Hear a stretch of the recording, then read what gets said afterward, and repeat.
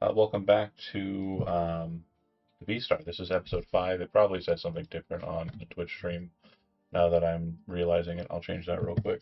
While I'm talking, the last session and the session prior, the group has spent some time on the microplanet of Uranon in the Cambion expanse or Cambion belt of the Andalat system, a system outside of the hegemonic uh, superstructure, and on the verge of connection with the um, I can't remember the name of the guild worlds.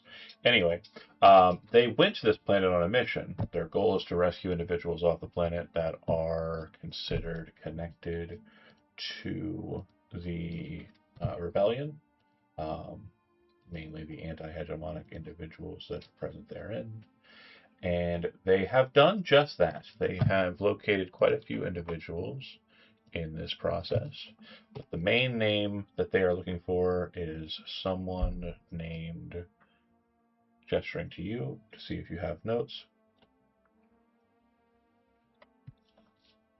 Calliope Moss? Mm-hmm. And that is correct. The individual in question is believed to be an important part of said rebellion, and it is the case that they are on this planet. So far as you know, the rumors have kind of put you on a wild goose chase therein. You have not found this individual as of yet, but you do have an idea of what she looks like, and basically what she would be on about.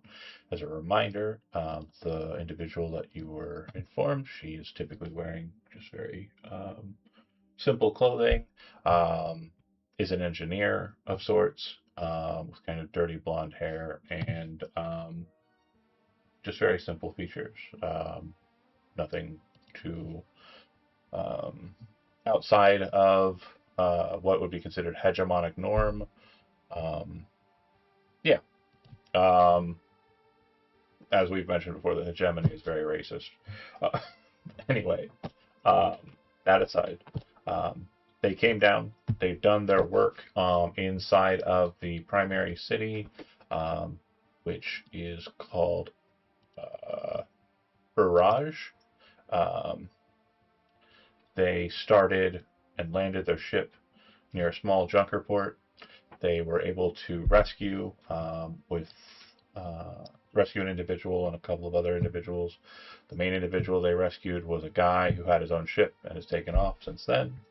They then used a ground vehicle, to go to the waterworks where they found hegemonic soldiers who presumably came down the orbital lift from ships that are docked there, um, and were harassing individuals present at the waterworks, presumed to be rebels.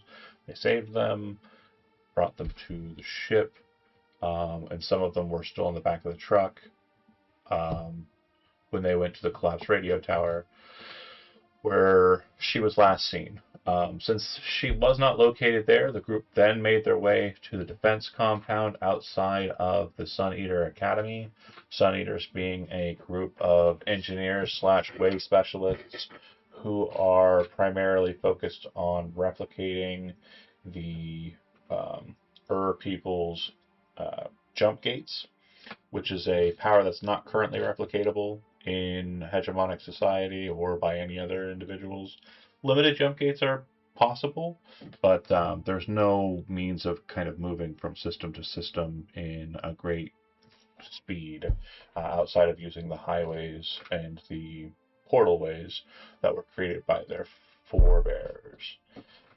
At the defense compound, they found more Corpse Brigade individuals. Apparently, Corpse Brigade is a faction that utilizes humans as a base, um, and from there they build up with robotics and cybernetics to make an individual that is highly competent in combat, um, and also is very subservient to their cause. Um, at the defense compound, we saw basically remnants of those things in the form of literal zombies, um, robotic, cybernetic zombies. Um, they continue to fight with them, and that fight in question is where we are right now, in the middle of it. I'm going to move us to the battlefield. And if memory serves, the initiative count is exactly where it needs to be. No flaws there. And also, current active effects should be marked on your tokens, if memory serves. If there's anything missing, please just let me know.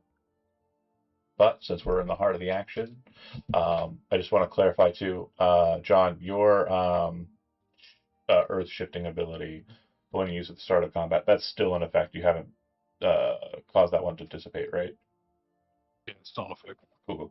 All right, then we'll just continue right from where we're left off then. I'm going to go ahead and play something a little bit more violent.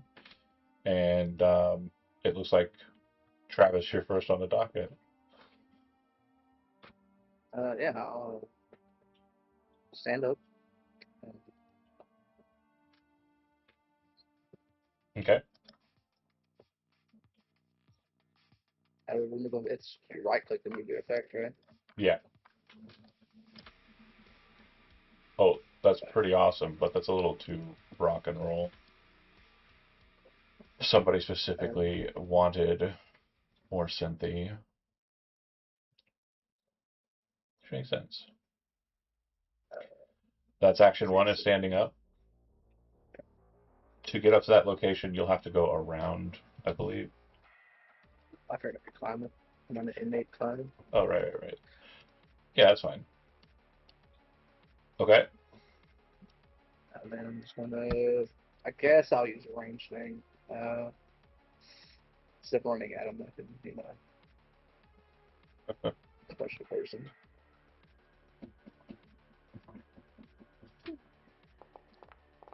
Damn, okay. Maybe you should do it more often, because you seem to be good at it. Who are you targeting? This one here? Yeah. Okay. So just as a note, you're probably going to be utilizing that action during the climb, because from your position, you can't actually see him. That's fine, though. Basically, like, as you're, like, vaulting the stairs, you can fire down at him. Go ahead and give me critical damage.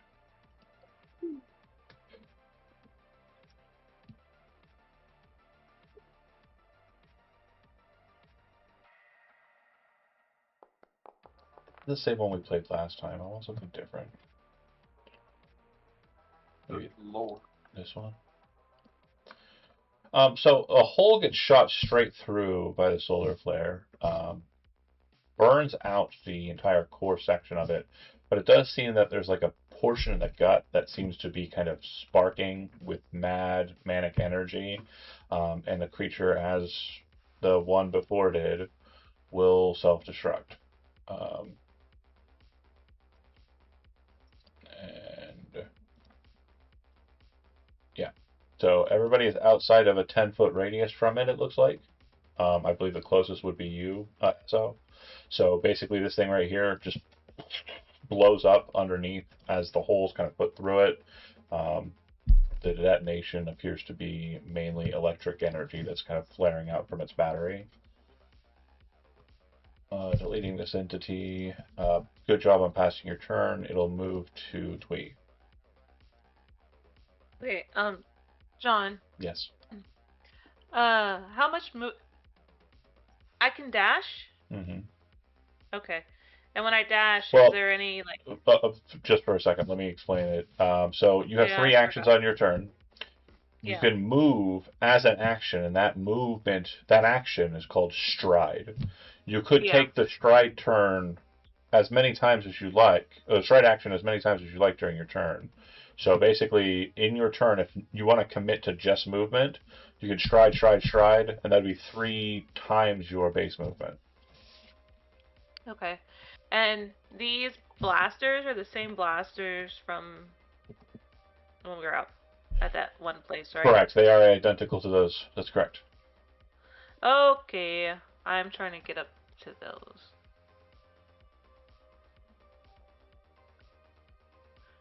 Someone who might use movement for my first 2 turns. Yep, and that looks like that will be, if you kind of hover over it, you can see it says 45 feet, and then next to that it shows the 2 little diamond patterns. Ascend. Yeah. That means, well, the 2 diamond patterns next to it means you've taken 2 actions. So you're excellent. good. And so your third action can be mounting the thing and getting it ready for shooting. Yes. Do you still have the turret on your sheet, or do I need to re-add it? Hold, please. Let me say. Please hold. Please hold. Checking for turret. It doesn't look like it. Off. Totally fine. I can throw it back on there. No worries. And then, thank you. Again, you won't be able to fire it this turn, so go ahead and end your turn. And this one underneath you is destroyed, Ross. It blew up last turn. I just need to remove it from the battlefield. But it's your turn, Ross. Yeah. So I'm going to move for a first action. And then for my second and third action, I'm going to get them. Mm-hmm. Pushing for the lead by example.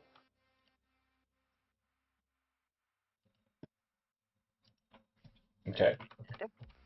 So, let's see. If you use 2 actions, strike the target, you gain status bonus damage equal to your charisma modifier if I hit. And then everybody gets a +1 to hit and damage to it as well. Whether I hit or not. But looks like I do hit. Mm-hmm. Damage type untyped. Plus my charisma modifier is a 4. Add.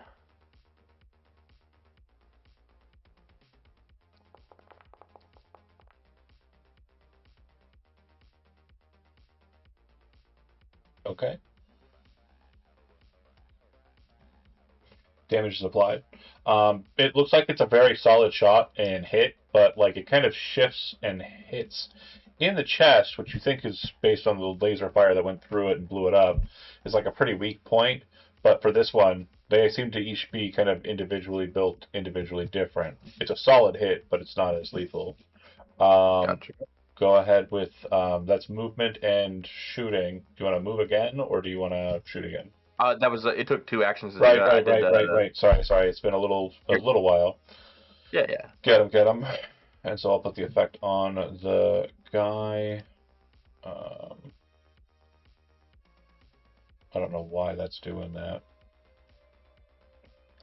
Oh, I see. And delete that. Okay, cool.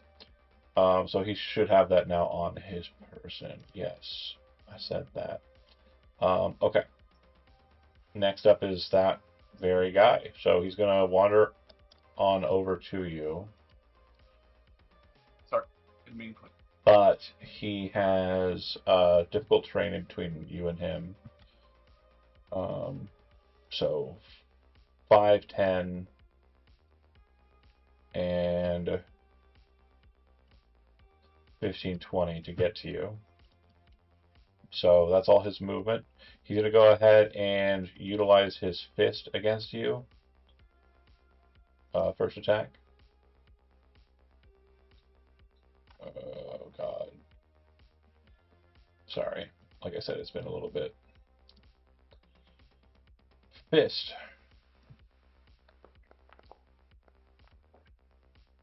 Okay. And second fist.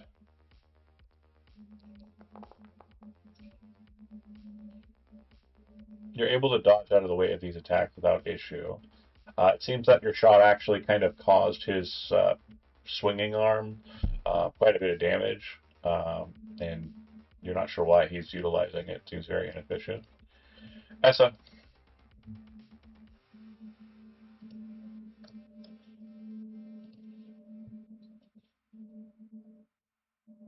And I'm gonna throw a ricochet. It's gonna be slashing. Okay, this So I'll is hit both. Yep, gotcha. So I'm There you gonna.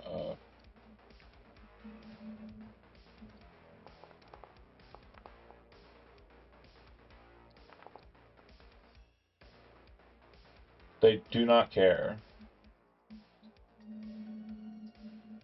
Damn. Alright. Yeah. That's it. I'm gonna keep the thing up. For sure. End your turn. Do you know how to? Top left. I've forgotten. Nope, I have not forgotten. Smalls. Okay. You know when they blow up, I'm not gonna just try to kill that one. I am. But it would be going funny to- if you did, though. I don't. Yeah, I was planning on it. fully. But I do want to get my And if- 2 movement worth. Sprint away. Oh, holy shit. Before you ask, yes, it is a Juicy Couture cup that's covered in the sparkly, like, rhinestones, and it's glittery and pink. It was clean. But does it have Baja Blast in it? No, it has water in it and hydrating. Baja Blast is hydration. Come on now. No. My kidneys do not agree, sir. Wait, hold What up, do they know? Fair. So you double move and you shield? Okay. Yep. Cool. Sorry to be yakking about a cup in the midst of your bit. This one is the one behind. 5, 10, 15, 20. It cannot get to Ross, so instead it is going to designate Esso up on the height there as target, and it's going to try and shoot up at him. These attacks you'll have cover for, so +2 to your AC. Actually, you didn't take cover, so that's not a thing. Never mind. Cool. So then just laser shots directly at Esso.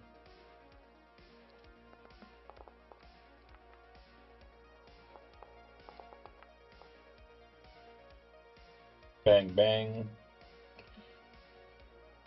Damage.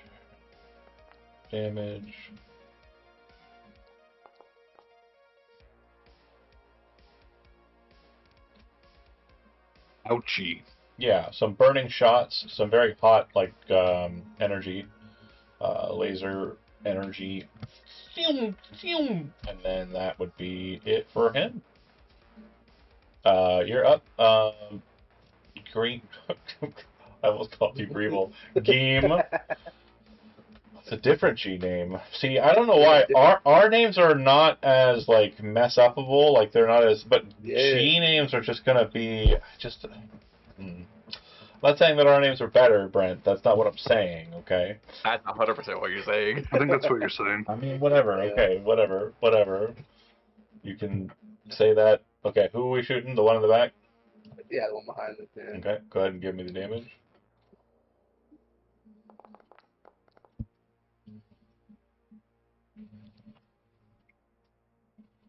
And if you'd like to do it again. Yeah. Why not? That is. That'll miss. And you have one last action. I moved over a little bit. Oh, okay, cool. All right, so this thing's ready to go. You've got the turret on your sheet, I believe, and it is stable. Yeah. It is stabilized, so you have +5 to your attacks for it. Oh, I didn't mean to do that. That's totally fine. I can bring it back to you. I'm so sorry. It's okay. Ross, move your ass out the way. And I imagine like it being kind of like medium sized and her being small. Like I assume she like jumps up onto it, like grabs a hold of the handles and like has her feet like down on the top of like the mount. So she's like, ah! You said +5. Yeah. Did you mean to draw your face shield? No. Did I Oh. hit something? Yeah. I thought I was hitting the turret weapon. You got the turret drawn. That's good. I'll go ahead My and. bad, I'm sorry. It's all right. It's all right. It's all right. I did not mean to do that. Not to murder myself or anything, but the one in front of me does have a +1 to hit and a +1 to damage. Sure. I just didn't want to kill messed you. up. So, You already had the Yeah. weapon technically drawn. This is. Did you add the +5 or no? No, I was having difficulty, and that's when somehow I hit face shield. So that'll hit. This one. Are you targeting the one in front, or are you targeting the one behind? I'll be honest, I'm The one scared in it's front. gonna blow up in his face, so I was targeting the one behind, and I want to keep it that way. Okay. Totally fine. I- So first damage, and then go ahead and give me a second attack. So this will be at your normal attack rate. Oh. Why didn't it do the damage? Did I click the damage for you? Oh, you did. Must have. Okay, well, I'm going to go ahead and just take it, unless you want to re-roll it, because I rolled max, so... Oh, I'll roll it. Let me roll it. No, are you sure you want to re-roll? I mean, because I rolled She just wasn't listening. She just wasn't listening, was she? Do you want yours or mine, Kimmy? Yours. Okay, I just okay. wanted to see what I'd roll, okay? I thought you were so cool, and I just wanted to be cool. Go ahead and give me... You have 2 more attacks, but in your attack itinerary, the first one is at +5, the second one's at -5, but also +5, so just use your base attack, your normal attack, and then the next one, use the -5. Minus. Yeah, I got you. That'll work. Go ahead and give me critical damage. Chain reaction. Chain reaction. Chain reaction. Okay, and then the last attack. This will be the -5 one. He's actually 10 feet from both of them. So. Yeah, and they're not immune to electric. I know, but at the listen, I'm so scared. I'm so excited. I mean, he's not bloody, right? He's not bloody, right? I'm so excited. No, I'm not dead. I'm fine. I'm so excited. Or he wasn't bloody is the very key wording in this situation. Last I mean, attack. the one furthest away, right? It just got bloodied, yeah. Oh. That'll hit. Damage. Well, luckily I didn't roll all those damage dice because this motherfucker would be dead. Oh my god. He's fine. Okay. Solid shots slam into him. It's like you take off the punching arm, you hit the leg, it kind of like fumbles a bit, it's broken up, it's absolutely devastated by the battery fire. Yeah, Ross, you're up. Okay, what's the action to move and not get hit with an opportunity attack? Step. Step. Okay. But a quick note, you have fought these guys long enough to understand that they do not get a reactive attack. Okay. So you can move anyway. You just tried it. Let's see. And also, when you do a step, it only moves you 5 feet, so... Gotcha. I will just stride it then. On up to the top? Yeah. So I should move up to here. That's a good perfect. distance. Now, looking at the 2, you've got this one targeted, but I think your ability ends at the beginning of your turn, right? Yeah, beginning of my turn. This one looks more wounded after getting shot by the heavy artillery there. Okay. That one's just outside of my range, but fuck it, we ball. I'll fire once at that guy first. No get him this time. That'll Hey, hit. critical hit. Yeah, go ahead and make crit damage. Hey. Holy shit. So, it'll explode. Meaning that this guy here has to make a basic reflex. He does. And will take no damage because of it. So, boom, a burst of electricity will fly around this one as it explodes. And that one kind of like moves out of the shadow of the electricity. You have a second shot? Yeah. It's only a +3, sadly. That'll work. Still hits. Let's go.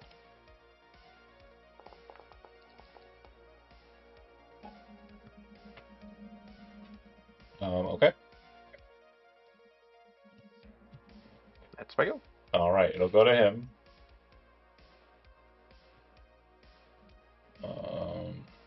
He is focusing his fire still on Esso, so he will continue to No, that was the back That was the one one. that was hitting me. Yep. Yeah, so this one wants to kill you instead. So rush up. And kill Nice Ross. try. I got them mixed up. I'm sorry. It's not like I intentionally hate you or anything. Actually, with its damage being where it's at, it's actually going to shoot you. Because it's pretty beat up and distance is kind of a problem. That'll hit, Whew. and it's just gonna go full.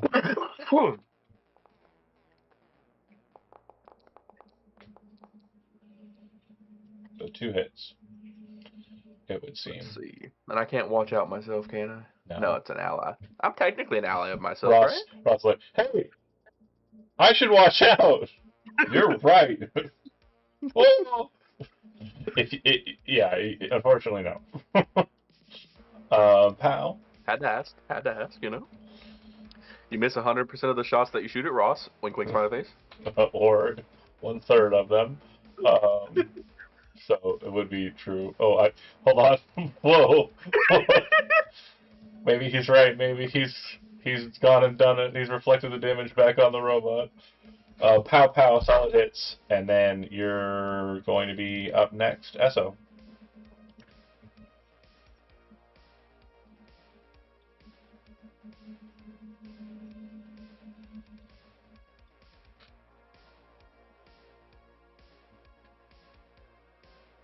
Spinning disc. Mm-hmm.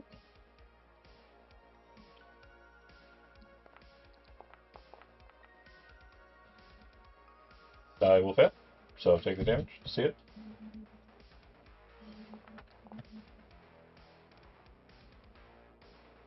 And it takes a shit ton of damage.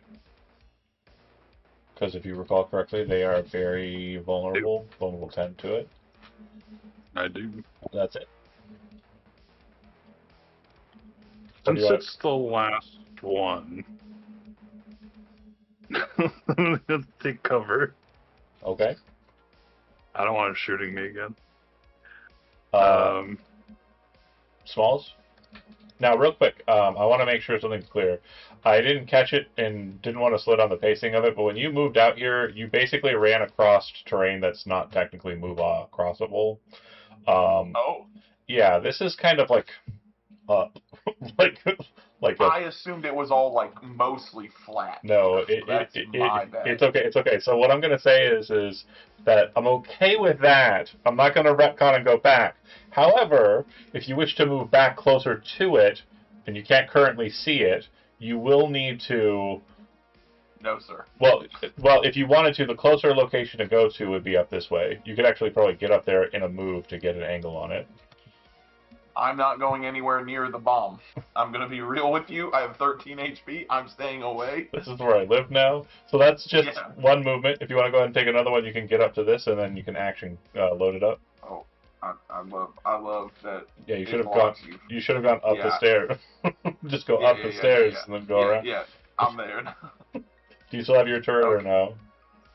Yeah, that's my whole turn. Okay, I was just wondering, do you still have the turret on your character sheet or no? Oh no, but I don't think I don't think I'm gonna be shooting. Okay. I hope not. If it gets all the way back to me, we've messed up horribly. Okay. Game, you're up. Laser. Yeah. Solar flare. Body that close enough. Don't think that American. Will it? Oh, that'll miss.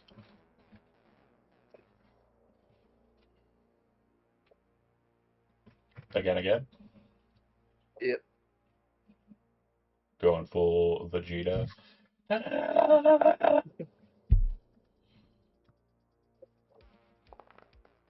There it is. Let's see that critical damage.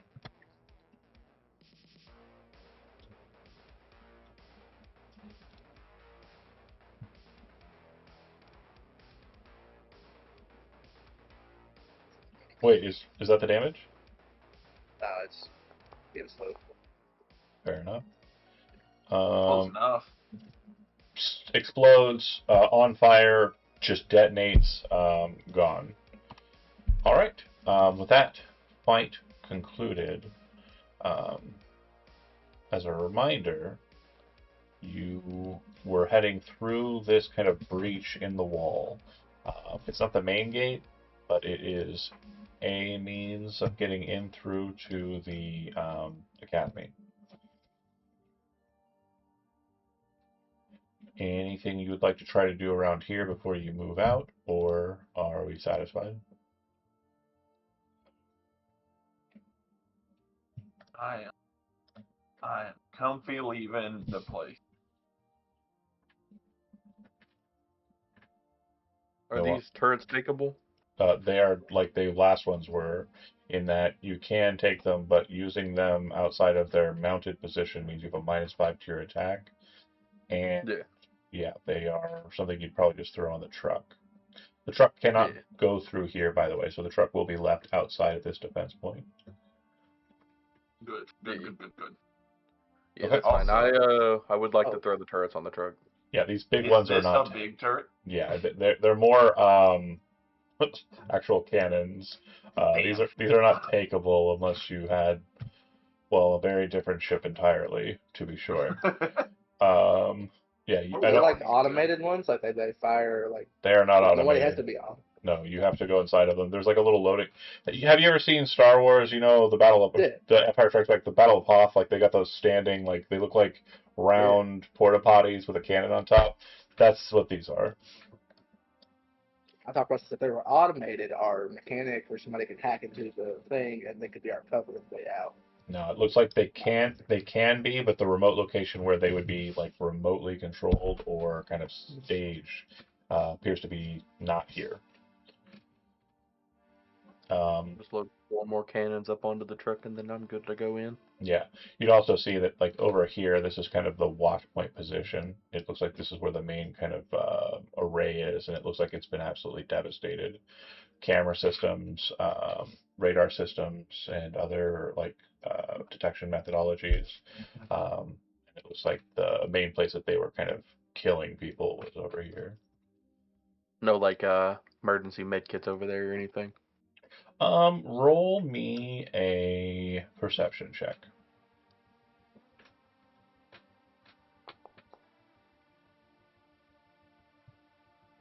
So you managed to find inside of the location up here, the main staging area, you do manage to find some healing stuff.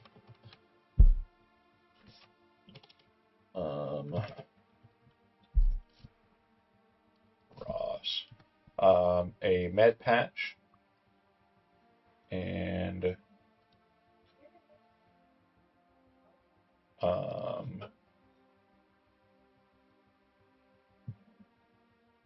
what was it called? What was it called? What was it called?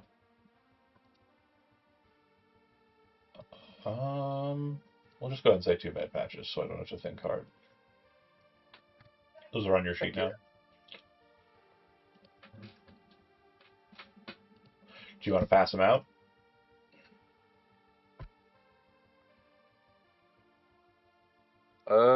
Yeah, who's our most wounded? Is it Geem? Probably. I'm at 13 of 24. I'm at 4. He's a little more. I assume. Okay, yeah, I'll use one on Geem. But before I do, I'm gonna use my ability that makes him get my I think it's keep on keeping on, that gives him my charisma modifier to his next healing amount. So you get an automatic +4 on top of whatever you'd roll for that. Looks like it's a D6. Starship's taking a nap, you guys. Heck yeah. So roll a D6, Travis. So you gain 10 instead of 6 because I used my 4. And then the second patch? Yeah, that puts you at 14 out of 30 something. Yeah, you are our tank. I'm gonna not lie to you. You should get him more. Yeah. So go ahead and use the other one, and I'm gonna use keep on keeping on again to give you another +4. Well, hold on. Can you click the healing patch for me? I think there's a limiter. Is there? Sorry, da. I could play slow and save. Yeah, I believe I you. rolled it by accident. Yeah, there we go. Hold on. It says med patch to accelerate the bottle's naturally healing effect med patch. Oh, here we go. It just says you gain an item bonus to saving throws against disease and poisons for 10 minutes. Okay. If it doesn't say anything about it having a limitation, then totally chill. Go ahead and use the second one. We'll go ahead and use that one. So you get 9 more healing, Travis.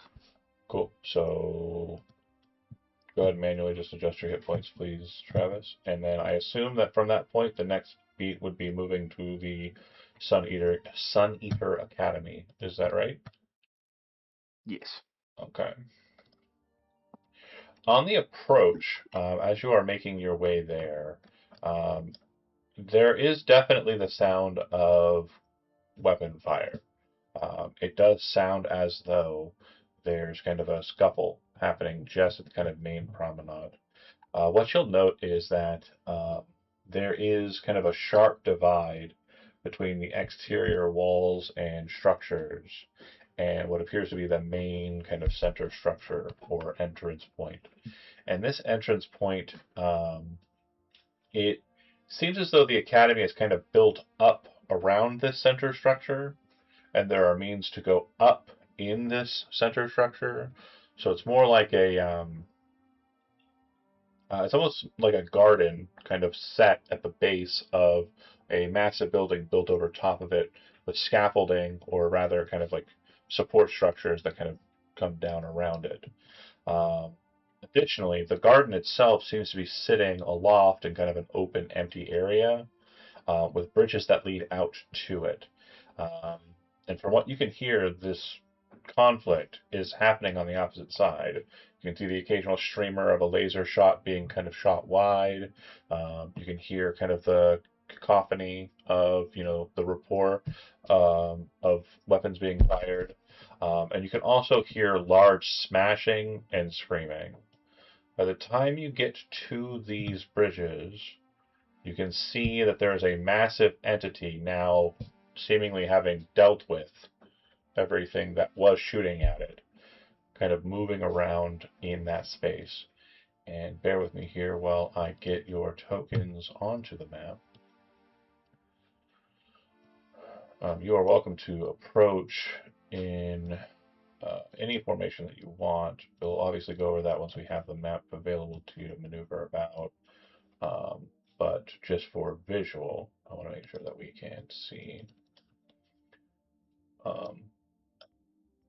So the building is above you, and the way into the building is through these kind of ports here, here, and they all kind of go up through either streamers or connected positions. And you're coming across these support structures, and like I said, it's kind of over this chasm. So you're kind of entering across these bridges. The creature in front is an absolute terror. It appears to be a huge size, and it looks as though it is mostly tentacles and teeth. An absolute abomination of a thing. Terror from uh, pure horror and imagination. And I would say that game, this isn't the first time you've seen this creature before. You're pretty sure that you've seen this creature several times in your past. Um, you're almost confident, now that you're looking at it, that you remember it as far back as before you joined. And the problem with the memory of your union is you're not sure whether the memory is the Bat Boys or the colony of fungus in your head. This creature is a predator, and you know that it preys mainly on things that are powerful in the way. To know more about it, you can make an occultism roll, but the DC is insanely hard. Right, yes. For everyone else, it looks absolutely horrific. So Little guy.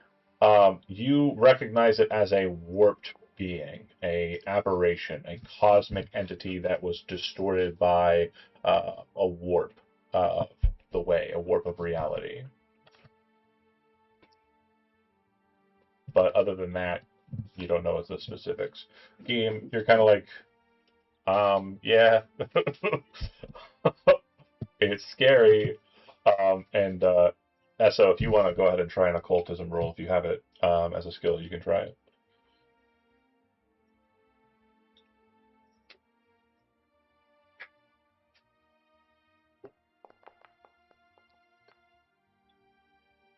good roll, but yeah, just not good enough.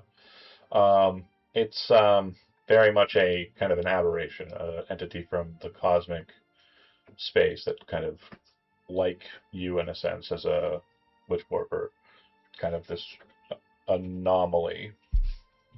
Welcome back. One more time, I'm just going to show you the picture of the thing that you see, Kimmy. It's just a little guy, Timmy. He just needs treats. It may already be up and active on your thing. I don't know if you still see it. Yeah, just taking a few trees. It'll be alright. That thing. Is it padding around or? It is padding around. It looks like it's currently finishing what appears to be a security officer that it is devouring there on the courtyard. There are some broken robots nearby that look like they were kind of decimated by it. There are some robots that are still going about their business. They look like they're automated tenders. Yeah, they do look as though they are at work. But this is where she should be if she's anywhere. And whether she's up in the building above or she's somewhere hidden out here, you aren't sure. What you are certain is that as long as that creature's alive, it's probably the case that whoever is inside of this building probably isn't going to open the door. How important is this lady again? I mean, we still get paid, right? Just a lot less.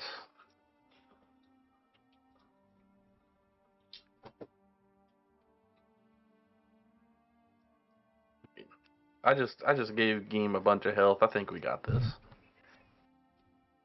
I'm just gonna look back at you, but I mean, yeah, Game could solo this thing, but like, I don't really feel like it right now. I feel like we should definitely turn around.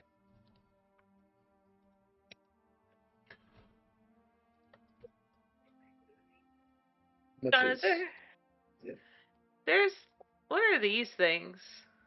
Great question. So they're kind of like lamp posts. They're just kind of up and about. Directly near them, there is a kind of security checkpoint, it would seem.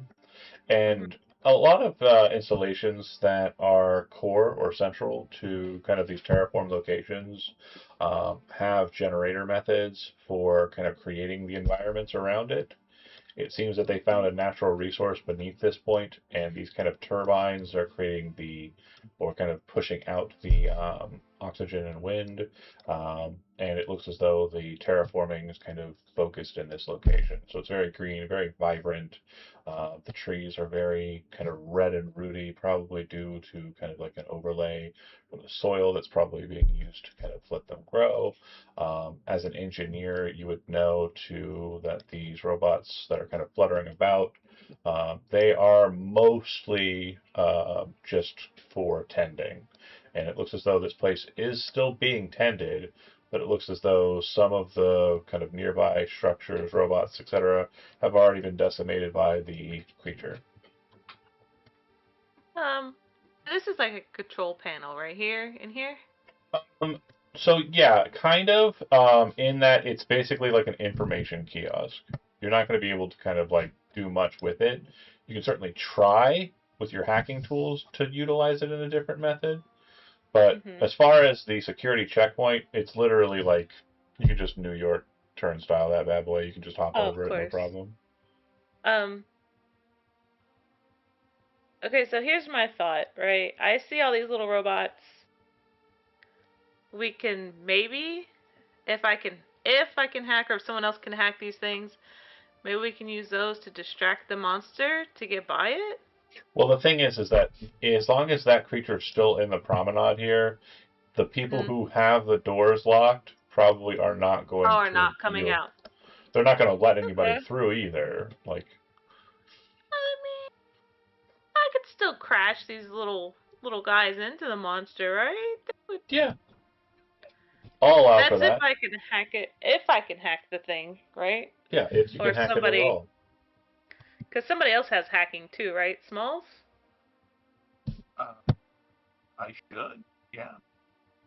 I thought there was someone else who could do. I know I can, but if I fail. All right. I'm just throwing out Some thoughts, some ideas. possibilities. We love to hear it. The possibilities are endless. I'm saying pasta because it's got I know I like it. I'm gonna start using that. noodly legs. So I I'm just waiting on you. If at a certain time I have set in my head based on the clock down in the bottom right corner reaches it to that point, I'm going to do a thing. But beyond that, free reign.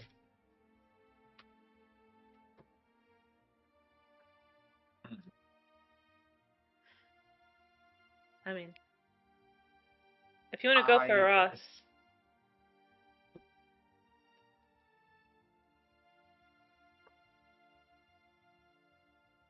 Chandler, were you saying something? I was not. I am. I don't Um, 100% know how to approach this giant thing. And I think game gets how you get like half shot, right? It's like 2 combats you usually go down. Yeah. So being very frank with you, I think that is unholy death in front of us, but we also need to do something. Is there any world which we could bring it, shoot at it, have it run back at us, and I don't know, blow up the bridge? That's a thought.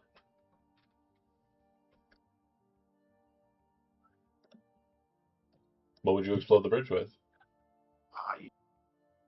There was a lot of, I don't know, at this point. I'm not packing random explosives, so. Would a How far away compact were those shield help you? cannons again? Like, how good of a distance is that? Sorry, after your question again? Those cannons we just passed on the way up here. Again, getting those cannons, going back and grabbing them from the truck where you put them, and then bringing them out this way. Oh, we put them on the truck? Yeah, put them on the truck. would be a bit of a haul, keeping that in mind. No, he's talking about the big ones that we couldn't put in the truck. Oh, no, yeah, they can't be turned back and fire inwards, if that's what you're wondering.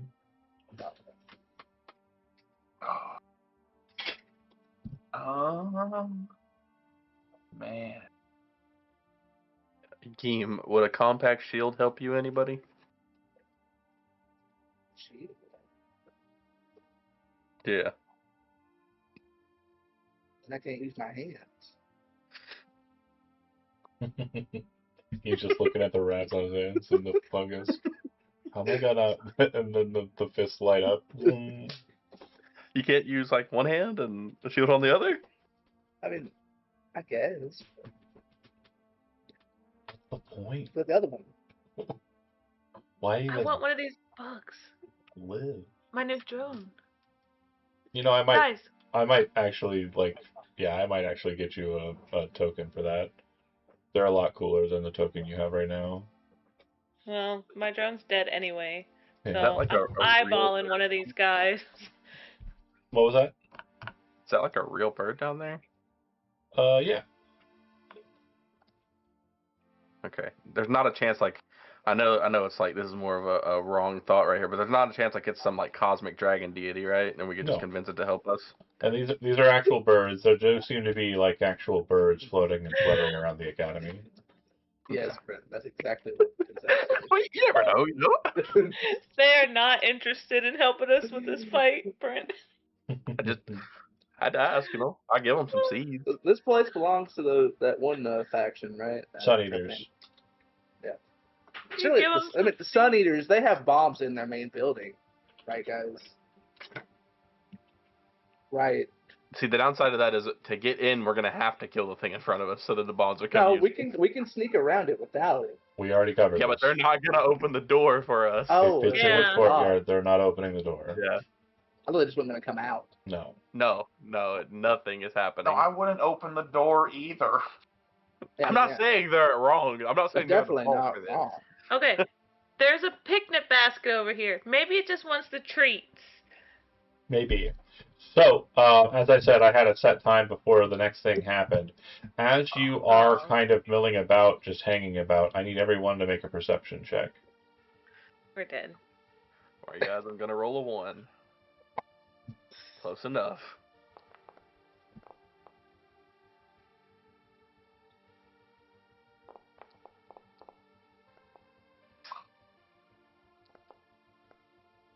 Hey, let's go, Smalls. Yeah, I'm back. I had one good game of D&D, and now I'm back to my normal roles. Game, you look out at the promenade. Everyone's kind of looking at all these things, kind of pointing stuff out, and you see right behind this kind of kiosk here, someone basically hiding for their lives. It looks like they're kind of fumbling with a las pistol and looking over at you, trying to get your attention by gesturing. And just as you see them and you're about to mention it to the rest of your group, the massive Cthulhu monster jumps up onto this platform. I'm getting feedback from you, John. I can hear myself talking. I hate it so bad. Jumps up onto this platform, grabs this person with their tentacles, and rips them in two. Please don't be the person we were looking for. That was probably the person, so... No, it was not the person. It looked like a guy. Some kind of, scientist or something, a tech. What in the hell are we? Kind of fucking nerd. We got this. A fucking nerd.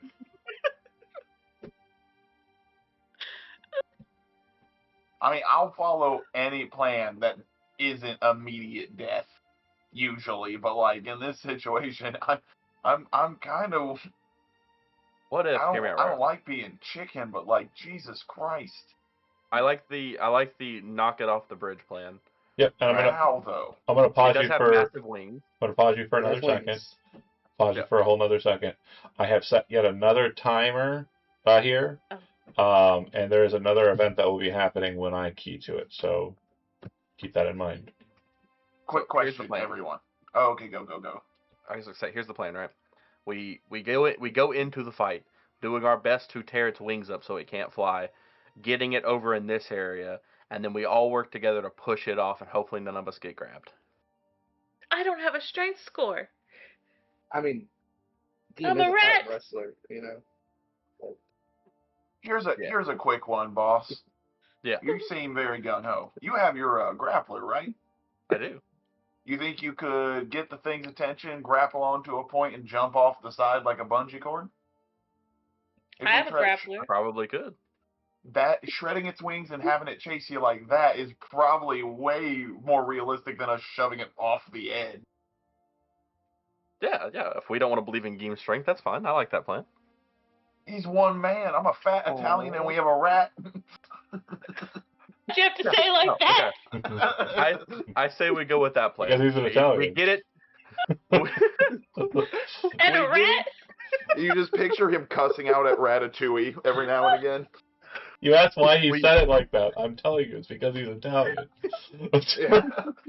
Somebody get Andy in here. Let's confirm it. Does he have his hand while he's saying it? You know the hand motion? You gotta have the hand motion. I thought you were referring to Andy Sergio. I was about to say, come on, Kimmy, chill.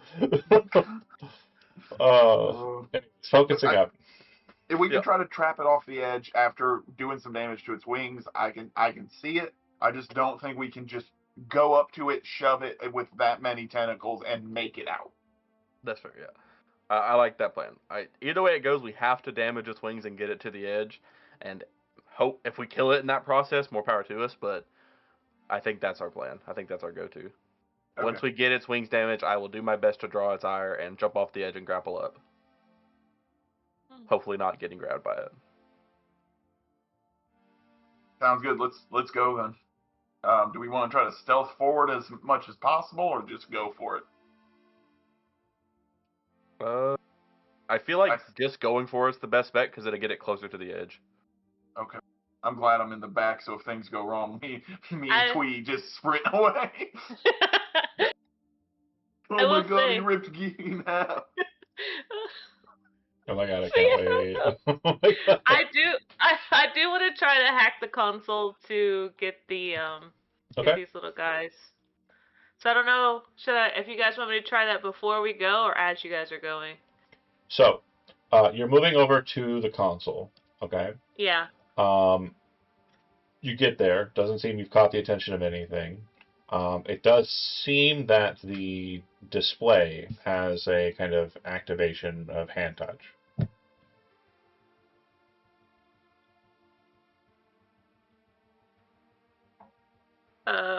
Okay. So basically, it's a touchscreen. When you touch it, it like activates, brings up a console. Yeah. Do you touch it? Yes. Hello, visitor. Welcome to Urnam Sun Eater Academy. Creature just turns its attention in that direction. Everyone, you have one free movement except for Kimmy. You can move your character as you would expect them to be on the battlefield, and then after that, it's combat time. Well, I'm stuck in the back. Welcome, Everyone else needs visitor. to legitimately move forward. The Sun Eater Academy. Here, we're trying to learn. As a group, we need to move forward. More about the nature of this tumultuous place. How far up we want to go? And go as far as you can, because we can't get caught on this bridge. If we get caught on this bridge, it will be a slaughter. With the gracious grants presented to us by the hegemony, we are able to bring to you a luscious, lavish place for you to study in quiet and earnest while you deal with the mists beneath the core, or within the core. The creature is so mad and getting ready. Well, as everybody rushes by, I'm so sorry. We didn't know it was a visitor center. That's our bad. That's our bad. You said one move, right? Yeah. Just one move. And then past that, go ahead and roll your initiative. Oh, I'm so pumped. It's too funny. The moment you were like, "Do you touch it?" I was like, "Oh, it's so fucked. Don't touch it. Don't touch it." I was like, "Oh no." See, I can't even say anything because I would have touched it in. if someone thought that it might be cursed. I was locked in. Well, I'm gonna be a cat person with my next character. Yeah. What do you mean? We're gonna have to learn what Mushroom Boy is next first. Mushroom Boy has to die order first. of death. Yeah, place your warp reality for me, please. What do you mean? I have a whole plan right now. It's gonna work. Trust. You guys just. About to see Game run up and be like, "All right, I activate my one ability that insta kills one creature." Yeah, I'm actually just gonna cause a black hole. So, real quick, at the start of the match here, the very first thing that'll be noted is if you are a way user, some sort of mage of some sort, the first thing that you notice is that you feel like there is an immediate connection. It seems that when the creature turned, it threw out like thousands, millions, hundreds of millions of like these webs out from it, and it seems to have connected with each one of your people. And it seems to now be able to detect you. You understand this ability as a passive ability that the creature doesn't actually see with sight. It sees through mind sensing. Oh, shit. Well, I'm cooked. Okay, I don't use magic at all. Big brain, too big. Brain too big. Damn it! I came in with the too big brain, you guys. I gotta go. Too big void core. Yeah, I'm just gonna walk out. Actually, Yeah, actually. not participating. And then for the description of how the warping goes. I'm gonna have it be. It doesn't even cease. That doesn't really matter. Just like jagged, spiky rocks. Okay. All right. First on the docket, it seems to have, for some reason, shot us down to Ross. I'm going to move it back through the cycle, so it goes to Geem at the start.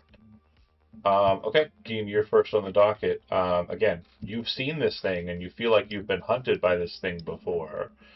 If not this exact one like it. What would you like to do?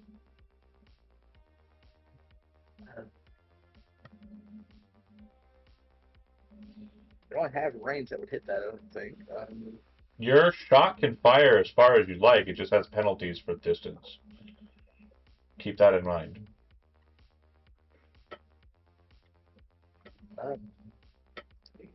Just because it says range 30 doesn't mean that's all it gets. Yeah, I'll try it, I guess. Sure. This one. Target it. What? Target it. Yeah, I got it. Cool. Do I do the -5 or the? Whatever. It'll do No, an no. auto range.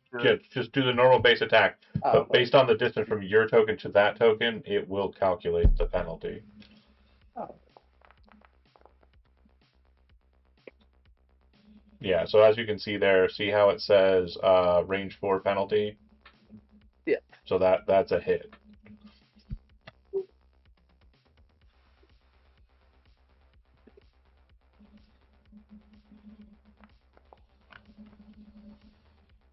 All right. It seems to take that damage soundly. There's kind of a burst through like its flesh. Kind of like yowls in pain slightly, but it's kind of like a light kind of yowl. Game done or second attack, movement, etc. What do you want? I'll move up one more and cast you. Okay. Essa.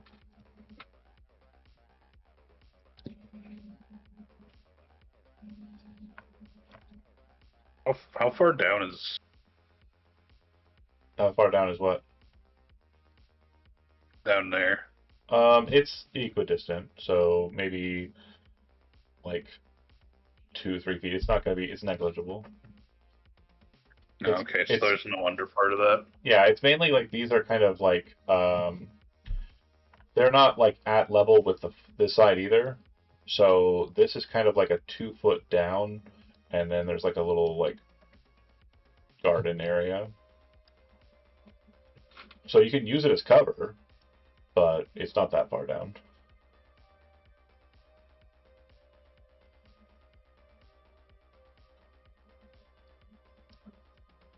Why?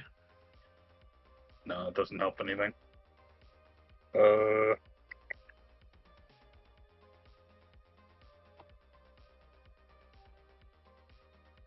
way I visualize it is if you guys have seen Aeon Flux, it's like those pits that they have with like the razor grass. Nobody got that reference, probably. No, not a clue in the world. It's been way too long. I've watched it. I've watched it. Cool. Stumble.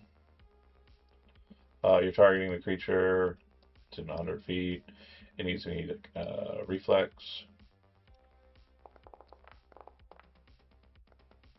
The effect will be critical. Prone. Yeah. It is not immune to the condition, so it will suffer the prone condition.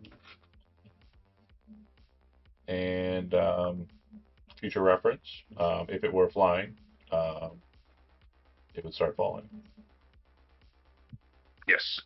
I'm also gonna sit my happy ass right here. Okay. You still have 2 actions remaining? Or you moved, sorry. So then you have 1 action remaining. No, Stumble's 2 actions. Got it. Oh, it's a 2 action. Yeah. Cool. That's all you're done. Go ahead and end it. And then it'll move to Ross. Yeah. I want to move up. Gonna have a range increment either way it goes. So we're just gonna move up here. Target the creature. I'm gonna use 2 actions to lead by example and fire at it.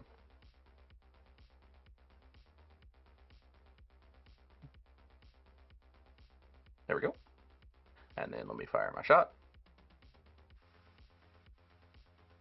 If I would click on the right thing.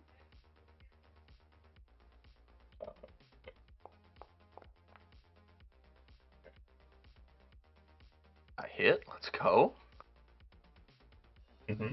Damage. So I get to add my +4. And then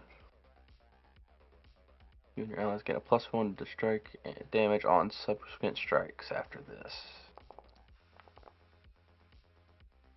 Not great damage. Oh, I forgot to add my +4, so that should be a 10.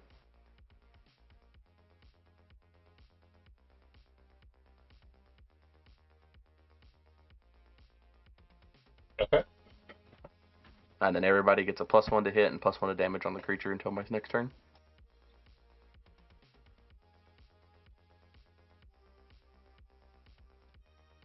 And it's its turn. So prone, it would need to take an action to stand, and it will.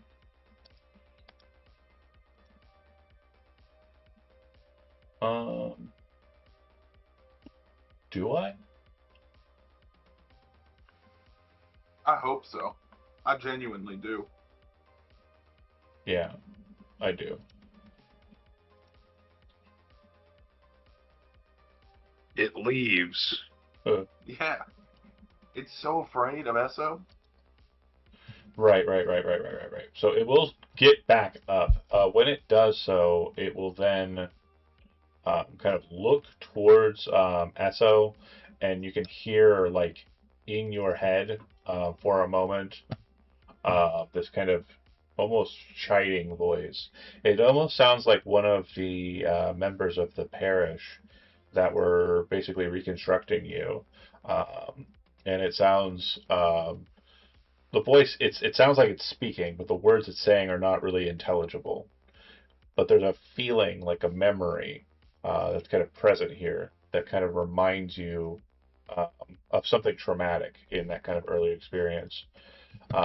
Take your time to think on what that might be. What would have happened in those early days after your port was installed into the Urbot. But when that happens, the creature itself will vanish from sight.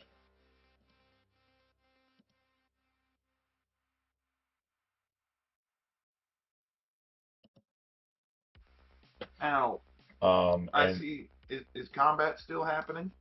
based on the sounds, although distorted by this kind of strange echoey space, your assumption is that it has become invisible and has moved.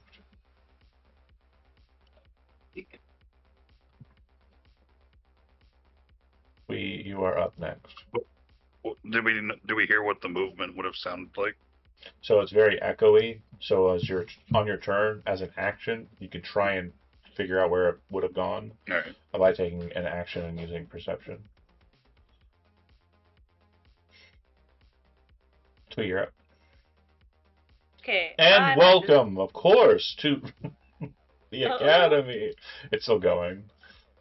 I'm gonna follow through. I'm gonna try to hack it. Okay. As your action, go ahead and make a hack roll.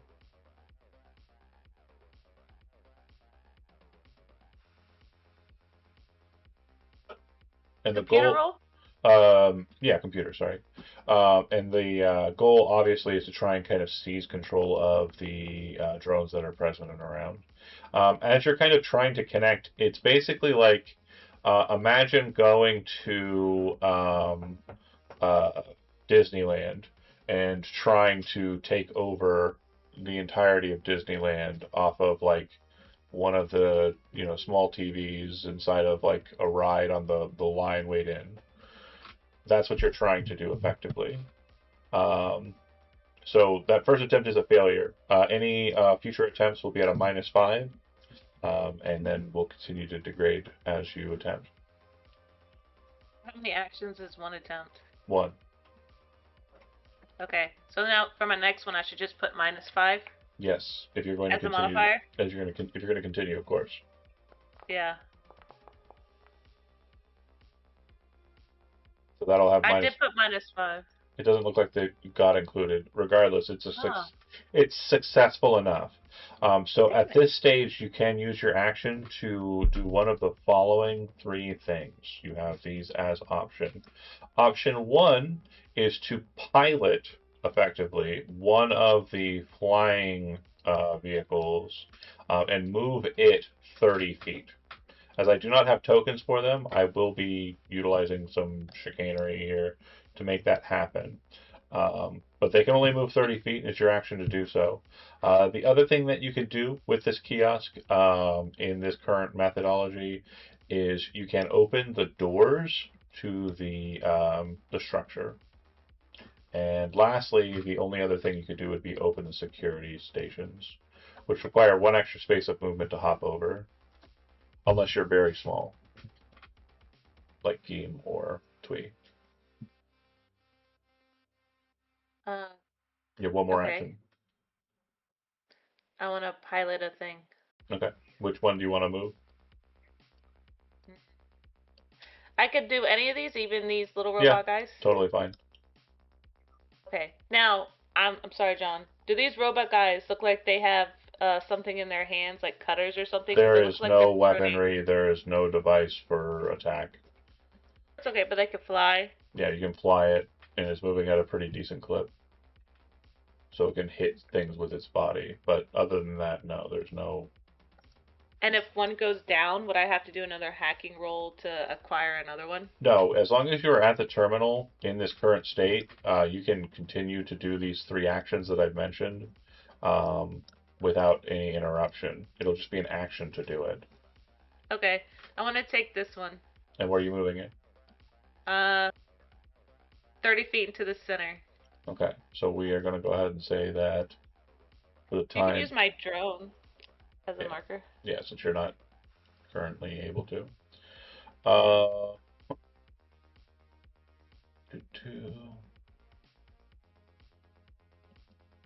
What? Why? Is it under... Oh, it's in NPCs. Okay, got it. So we'll say it starts there. Go ahead and move it to where you want. You said 30, right? Yeah. There. Here we go. Okay, nothing changes. Currently, you know, nothing's going to change because of that. That's all 3 actions. It'll go to Smalls. Oh, I clicked. It'll go to Smalls. Let's think.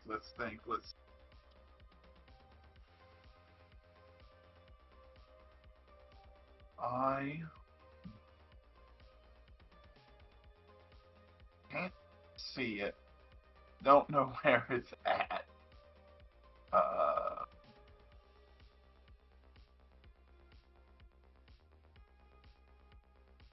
Man, this is an option. I'm gonna move up past SO. And I'm gonna try to get just over into this corner. I'm gonna use shield on myself. And pass the turn. He's panicking a bit. He doesn't see the giant thing that was just there.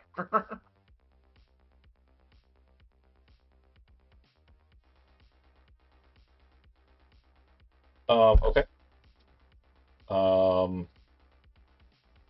That's it?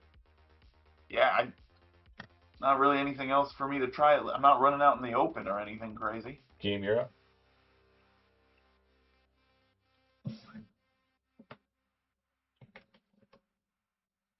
Oh, oops. Interesting. That's funny. Don't press buttons when you don't know how. I will say the bloodstream is going to be very different for everybody. I'm going to clear that. It's not something that you would have seen.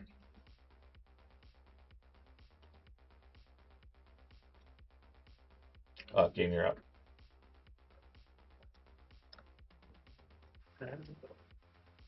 Yeah.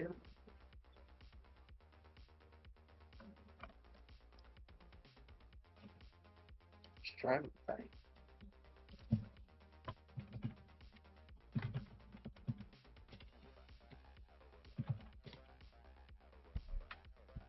So it takes the action for perception. Yeah, correct.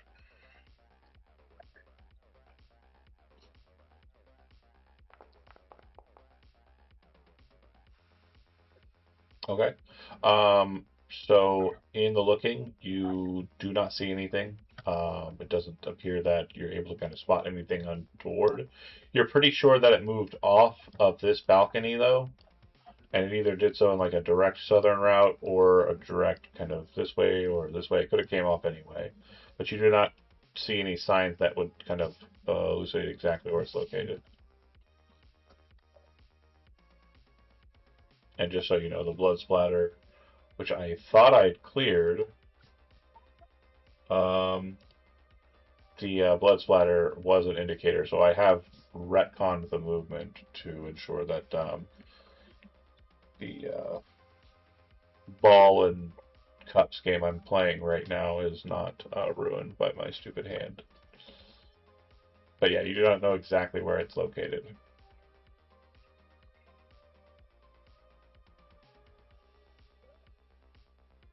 Anything AoE was.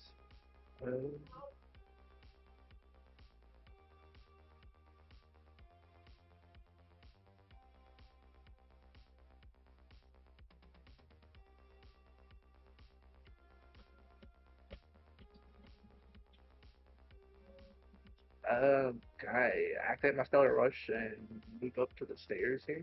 Yeah. I'm assuming it's close yet. So. Is that where you're ending your Stellar Rush?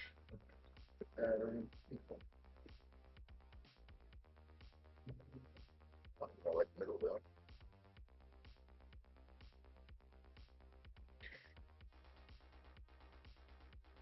Well, I can't. They couldn't see you, right? Just need you to figure out what you're doing and get on with it. Sorry, I don't mean to be mean.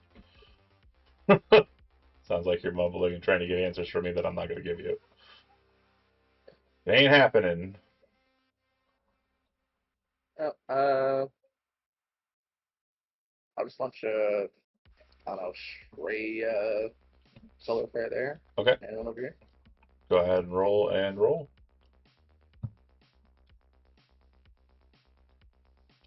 Do I need to add anything minus to it?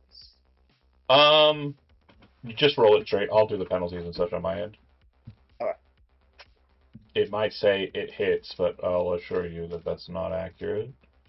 Or it might not say that at all. Nope. The range penalty, I think, would be correct no matter where it would be at, so that's good. But yeah, both shots will miss as you fire off to the side, fire off to the side. Not quite sure where it is. All right, done game. Okay. I'll go ahead and end your turn. SO, you're up.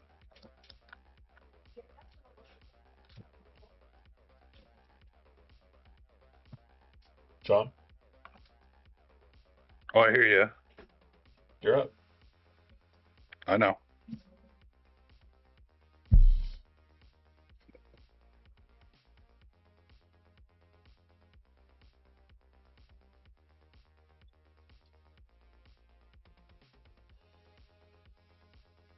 I'm going to pull out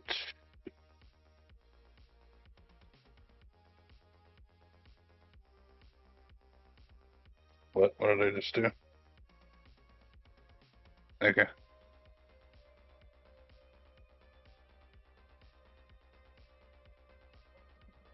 You draw your rifle. Draw that.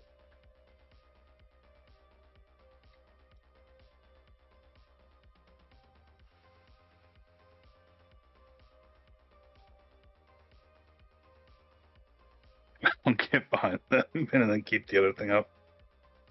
Okay. That's it? Yeah. Ross?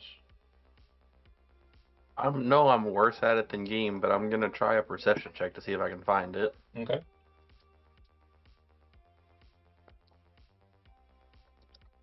I think I see it 'cause I think Games was like a 20 and he didn't, so. Yeah, so you have a similar vibe. It's got to be, it's either like right off the platform to the left or right of it, or right in front of it. So, question for you. Could I... Oh, no, it says that I can see. I can't get him if I can't see him. Damn it. I didn't read it till I was midway asking my question. Sag. Yeah. You know, I'm gonna take a game page out of the game book and fire 2 random shots. Okay. First attack. Which one is this? Left, center, or right? I'm gonna do center first. Okay. You see it hit the back wall? And then I'll do right. Kind of like, because I saw where Game shot his at, right? Yeah.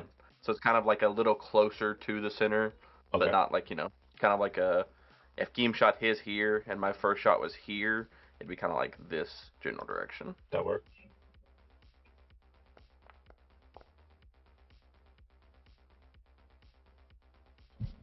Okay, so you see it miss midair, like you kind of shoot it a little lower than you were expecting, like as you're kind of recoiling and moving, kind of shoots, Yep. hits like right about there. Doesn't seem to have caused any effect. Done? Yep.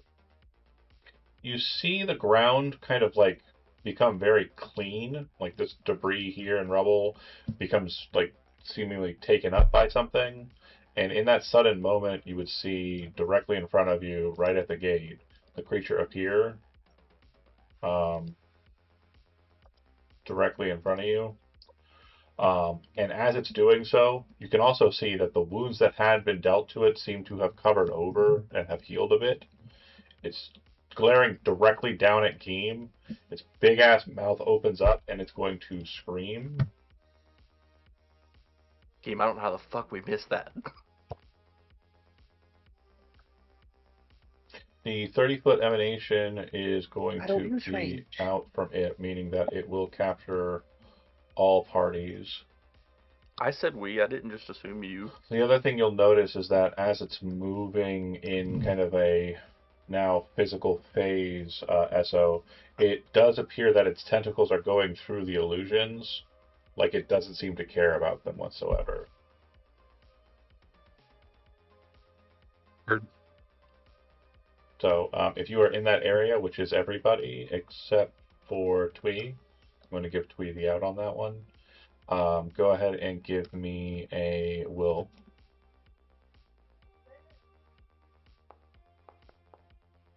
God.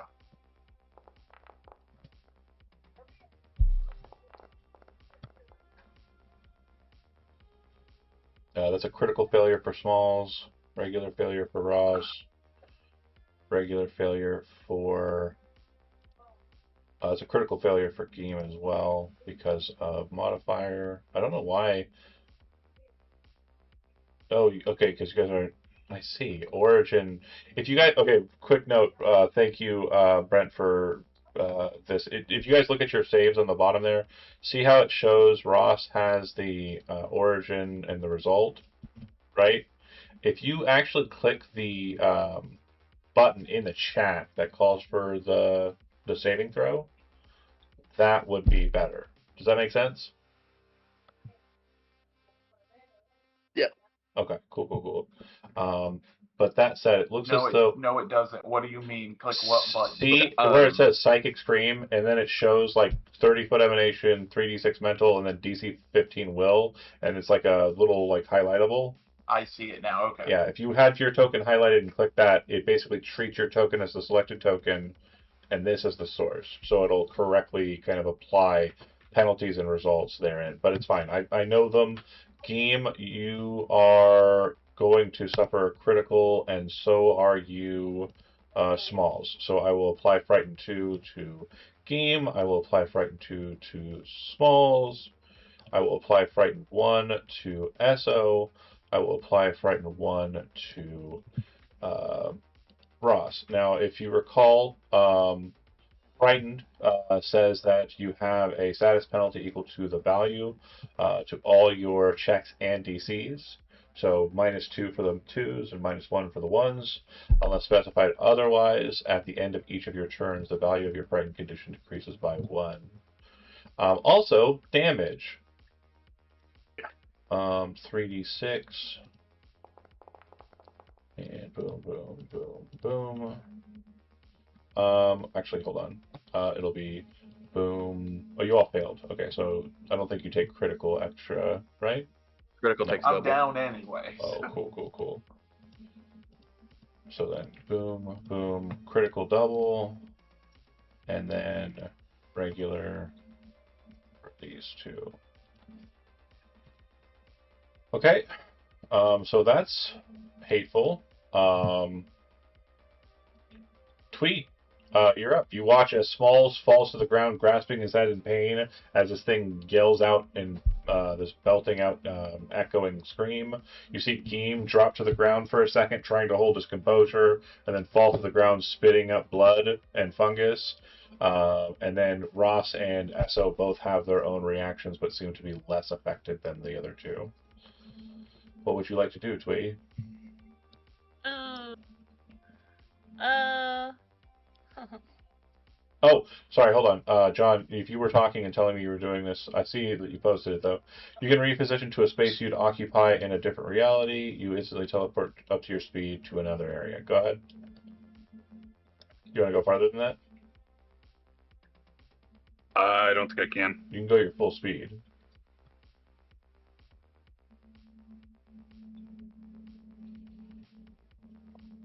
It says within an area of your quantum field. Yeah, Oh, speed and yeah. got it. Okay, cool. Okay, sorry, Twee, go ahead. Okay. Is it possible to take control of this one? And I know I'm only supposed to get 30 movement feet, but can I use twice that movement feet to crash into this guy? Yeah, so if you use an action and then another action, that's fine. Go ahead and give me a computer's roll. Okay. And this will effectively act as an attack roll. Okay. Any negative? No. Okay. Okay. Go ahead and roll me 1d8.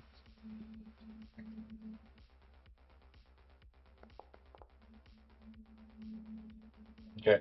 You very quickly and deftly kind of manipulate the bot and kind of utilizing your, because it's not showing you like camera positioning, it's showing you like a map. And you're kind of looking up at it and you register like the foot divide or like the meter divide you want it to like descend.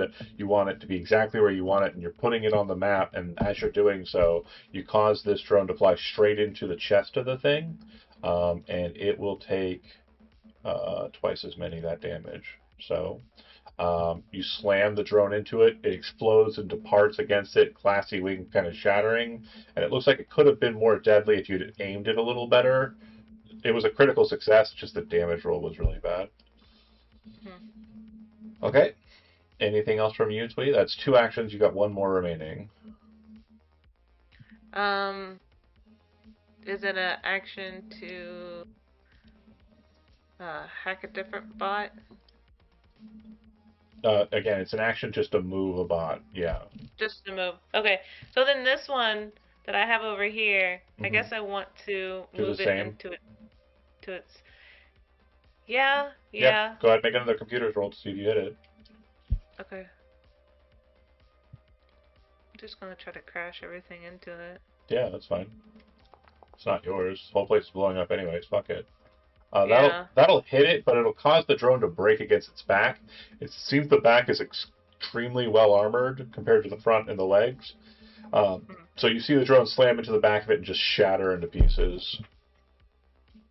Okay, that's your turn. Smalls, you are up. I'm trying to find the dying condition. Not dead condition. It's in. So you are currently dying 1.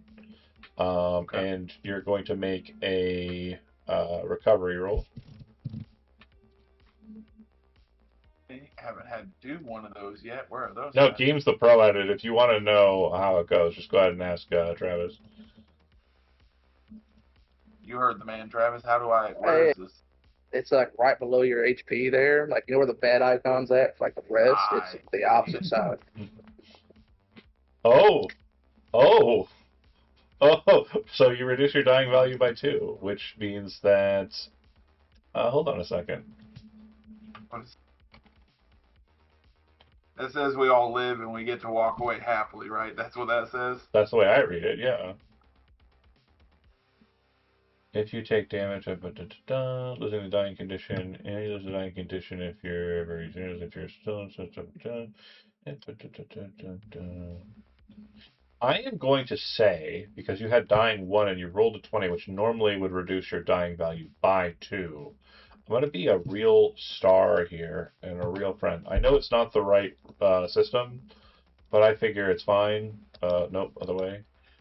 You're going to go ahead and have 1 hit point, and this is at the end of your turn. You're still lying on the ground, but you are conscious. And during your next turn, you'll be able to operate normally. Awesome. Love that. Game, you're up. Game's got a lot of conditions. Yeah, he sure does. Did you roll your? Oh my God! Yes. What'd you say?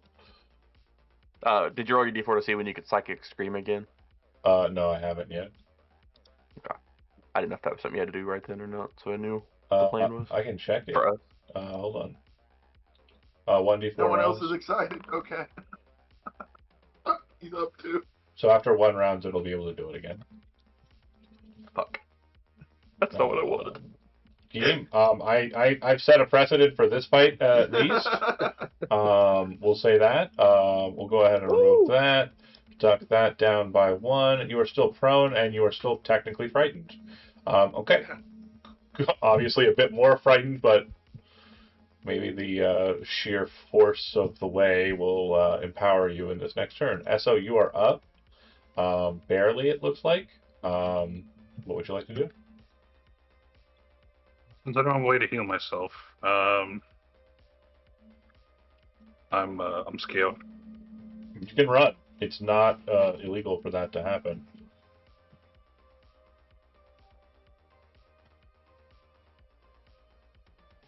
I'll let the thing drop, so that doesn't matter, but you're on top of it, so I can't delete it. Oh, okay. Cool, I'll let cool. you do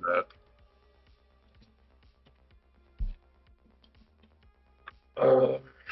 It doesn't bring it to the 4 on your side when you switch over to the measuring tools? I already didn't deleted this time, it. no. That's weird. The token is strong.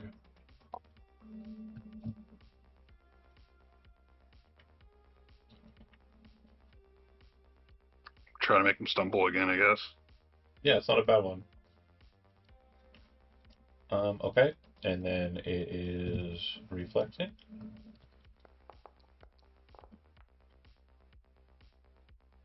I don't know why it's rolling a question mark dice. That's weird. But that'll be a failure. Or a success. It will pass the check. So no effect. Yeah. And then move.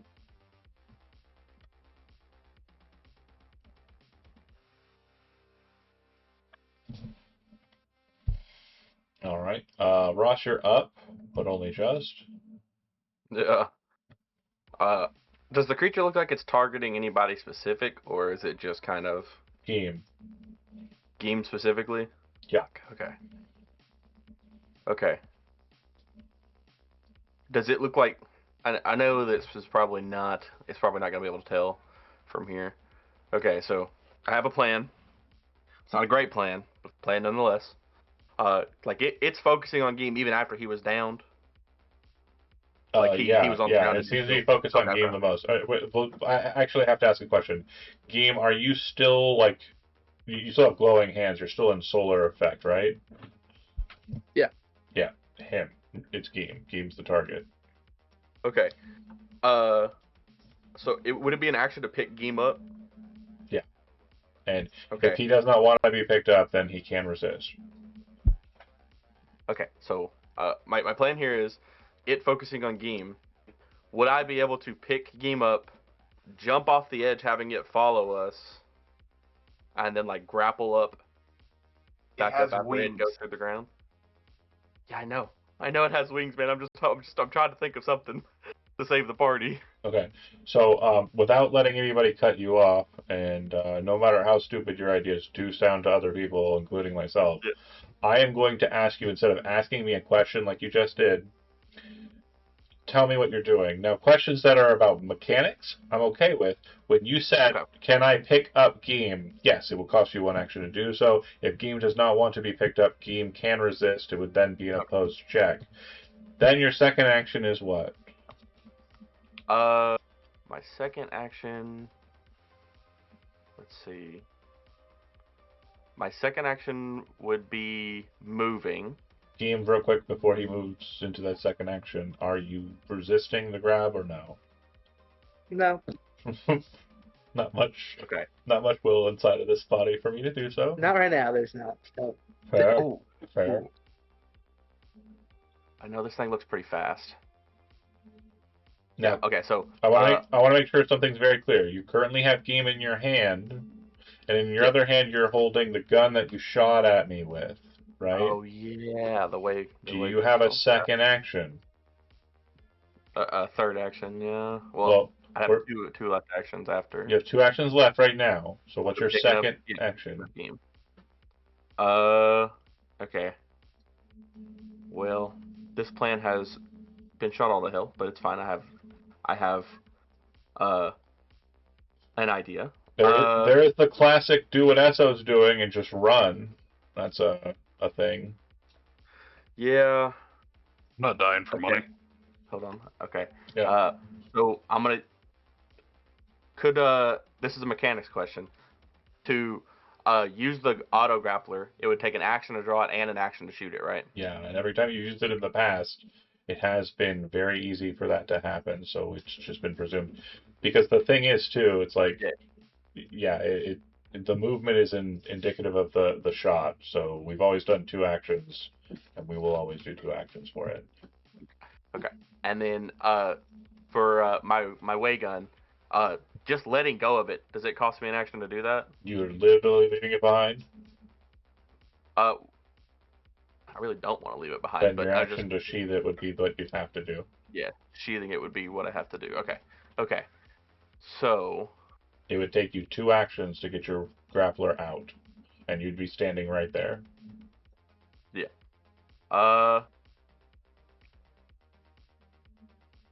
Alternatively, you have Geem. If you want to open some distance, you could just start booking it. Yeah. Your speed will have a 5-foot penalty to it because Geem weighs 40 pounds, I think. And I don't think you're terribly strong, right? +1 strength? No, I have +1 strength, yeah. Let's see. That's too far. 50 feet. The creature moved there in 2 turns. But it was prone on one of those turns, so that took an action. It is literally next. And at this point, I feel like you're just stalling. Okay. I'm going to just... We live longer if I don't do anything. Yeah, I'll double move. Ride 50 feet. What's your normal speed? 25? 25, so it'd be 40 feet. 40 feet, yep. With and I'll Geem go in my ahead and hand. drag Geem over to you. Okay. It will go. In its current situation, it does look as though it is going to climb over this. Doing so takes its movement. It seems to have that kind of weird wiggly tentacles, and it's kind of hampering it from getting its full body over. Once it's finally done so, though, it will move once again, and it'll stop here at Twee. And looking down at Twee, it is going to grab her. Well, no, it's not going to grab her. I see how grab works. Interesting stuff. Good note. And then I can't swallow straight off the bat. Got it. We are on board. So it just has to go for a claw attack. Yes. Targeting. Twee. We're actually going to go with Mandibles attack. Boom. Pow. Smack. Twee, you get hit by it.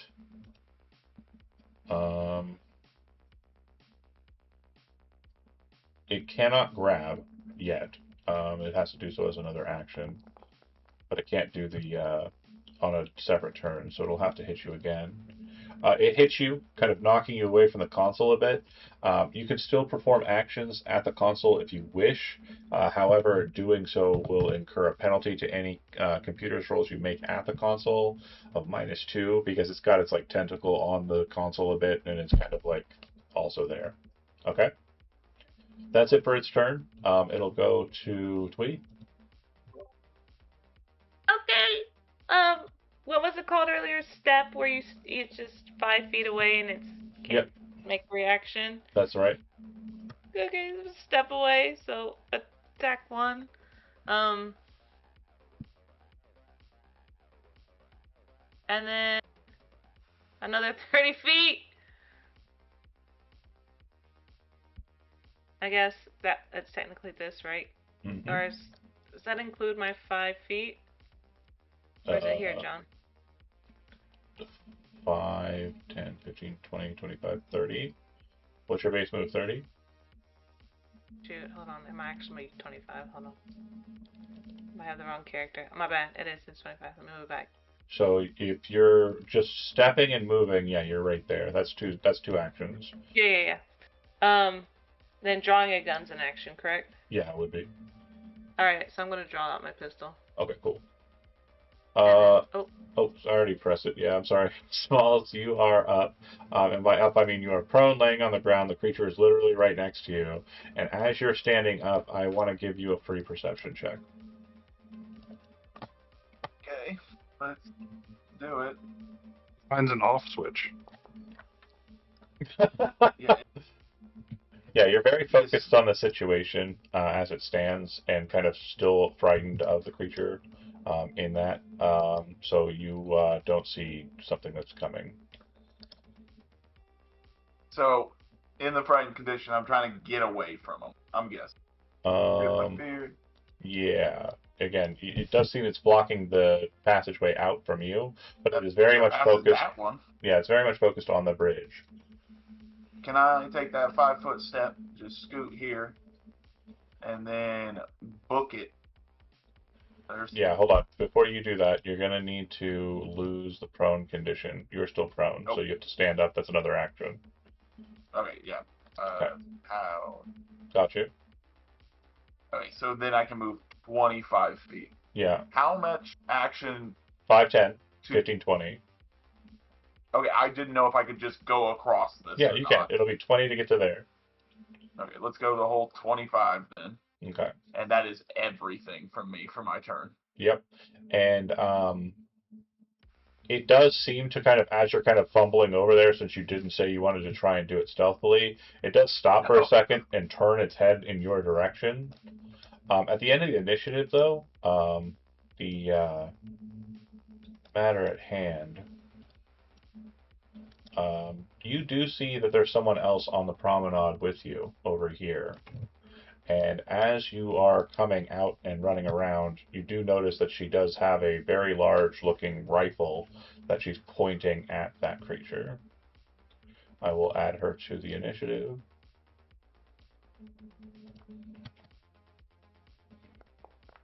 Sounds wonderful. Game. You are being held like a baby. You are technically prone. To get out of its arms, or his arms, you'd have to take an action to do so. If you wish to run on your own power. It's entirely up to you.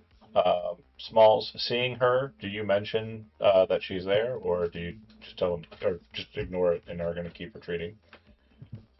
I think being scared and just dying, I'm not saying anything. You're no longer frightened. Sorry, your frightened would have ended at your end of your turn. So, I mean, then yeah, sure. I'd scream it out that there's someone else. I'm pretty sure I'm dead anyway, at least in my character's head. Keem? I'm still frightened of this thing. Much as I like being carried, I would like to move of my own accord. I will jump out of his hand. Okay. You are no longer prone.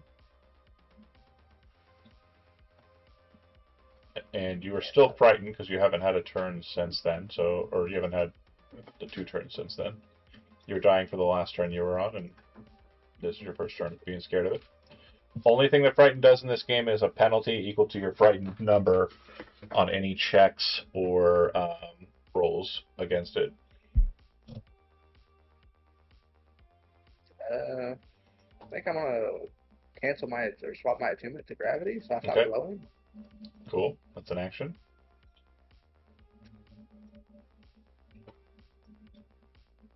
And then I'm gonna.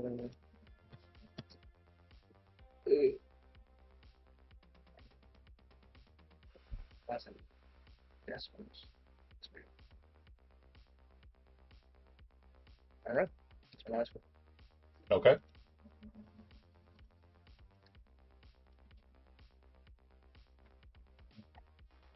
Oh, you're moving on your own?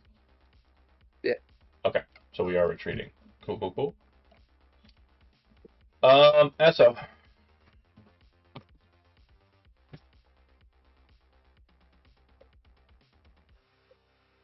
Also retreating. Okay. All right. A very cool. Sorry, Very cool. another stumble. I like it. Hopefully I don't roll insanely good again. I did not. It will fall prone, which is pretty great. In this game, there are no penalties for shooting at a target while prone, by the way. I don't think there are anyways. I'll double check here.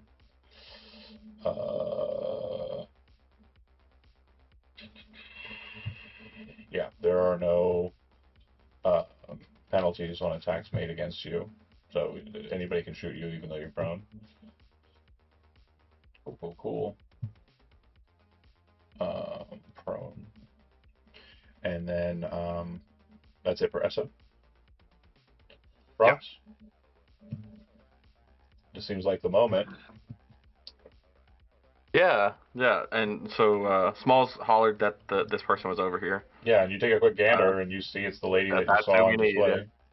Do I also see said big-ass gun that was mentioned to Smalls or no? Oh, the gun is very massive. I think that since we understand your background, you would recognize it as a artillery laser.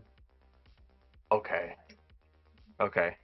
So I'm going to do a risky thing that will, if it doesn't work out the way I'm hoping, I'll probably die. But, we ball. I'm going to move up to where it is within 15 feet of me. And then I'm going to get him and push with lead by example. Hoping that she also gets the +1 bonus from it.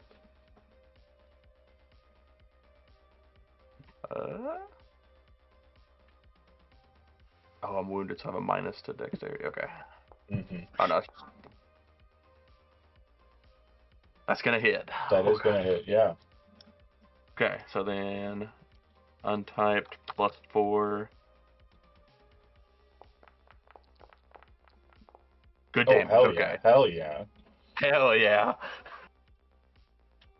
So as you shoot into it, you see its hide breach and like this massive gout of like blood and filth shoot out of it. As that like hits the ground, you'd see the inner of it like start glowing this kind of bright purplish color, which is very similar to the same colors that your Void Core Witch Warper manifests when they are casting and utilizing the way. Okay. As you kind of hit it, you kind of like, hell yeah. And you say, hey, get him! And she's like, on it. And she'll shoot the gun downtown at the guy.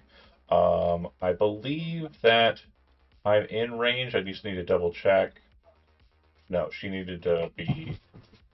she needs to move up. So she will do so. She's got a 25-footer, so boom. And then pow. And then artillery laser.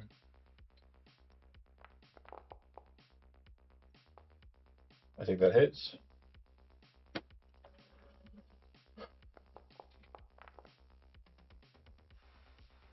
Not bad. +1 to damage. Let's see. Very good. And so, I don't think a +1 would have made it closer to a crit hit, but +1 to hit as well. So it'd be a 19 instead of an 18. She rolled on the dice a 6, so yeah, not even. Basically, every bonus that's from a modifier grants a range increase as well. But yeah, unfortunately, she didn't roll a 19 or something. Okay, slams into it with a very heavy shot. It definitely looks like it's kind of not happy. It's very discombobulated. It is currently also on fire from the artillery laser. And when it takes its turn, it is going to get up. And when it does so, it's going to do what it did last time in that it's going to disappear. However, and I'm hoping this works, Do you currently see the token or no? I do. Good. Yeah. It is on fire. The fire is still present, but the creature is currently like this. Just if you've ever seen the movie Predator, it's doing that, but is on fire. Okay, that is move action. Or sorry, yeah, move action, and then move. It is going to retreat away from you, and you would see it kind of like very quickly jumping over. Actually, not very quickly jumping over because we already did this in precedent. Climbing over the security thing, trying to get away from you. Occasionally looking over its shoulder while it's on fire, not understanding that it is on fire. Okay. Then it'll go to Twee. Still running. Just again, narratively, it sounded like your character was just on the beeline. Are you going to continue darting?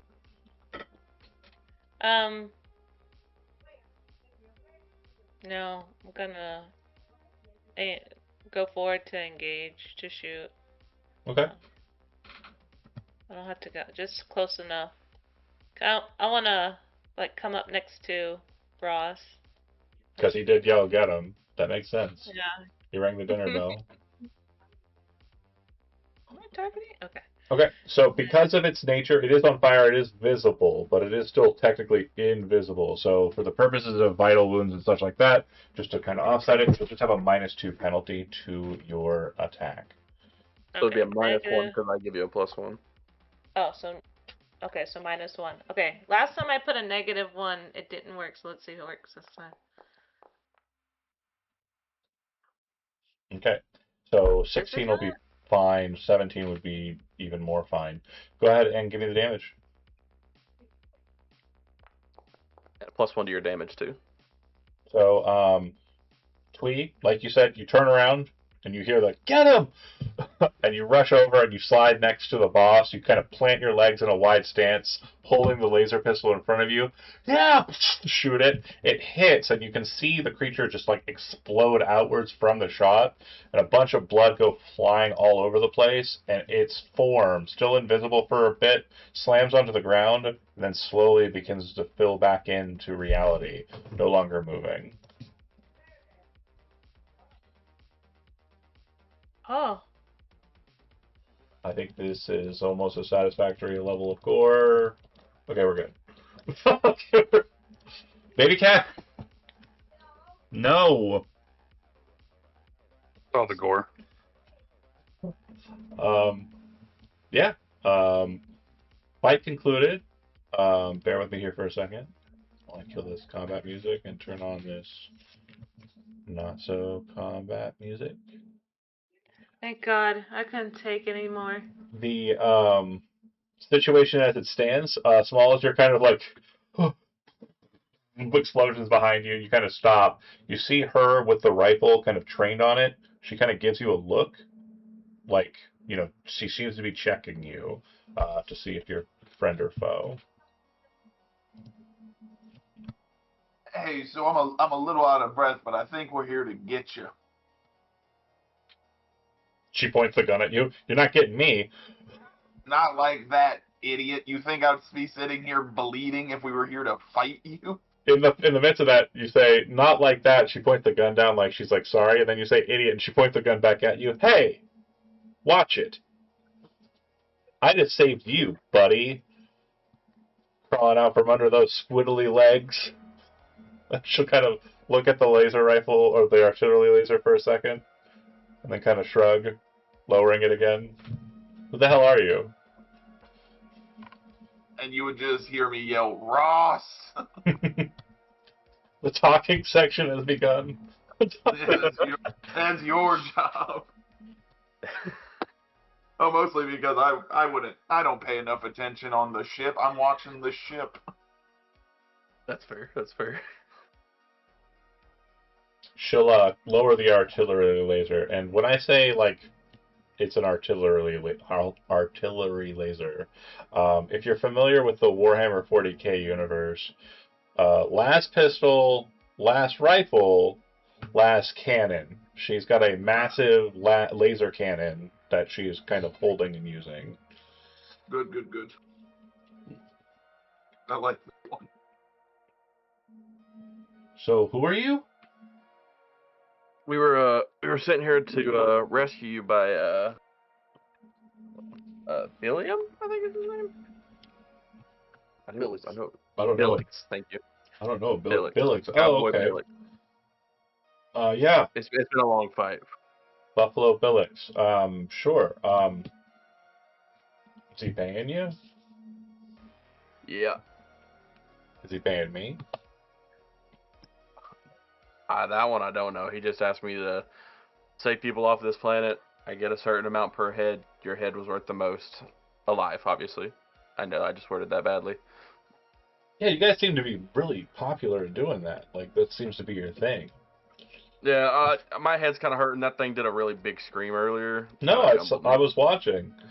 Sorry I didn't jump in earlier. It didn't seem advantageous for me to do so. I understand. Yeah. So, until I noticed you with the big laser, I was also going to run, so.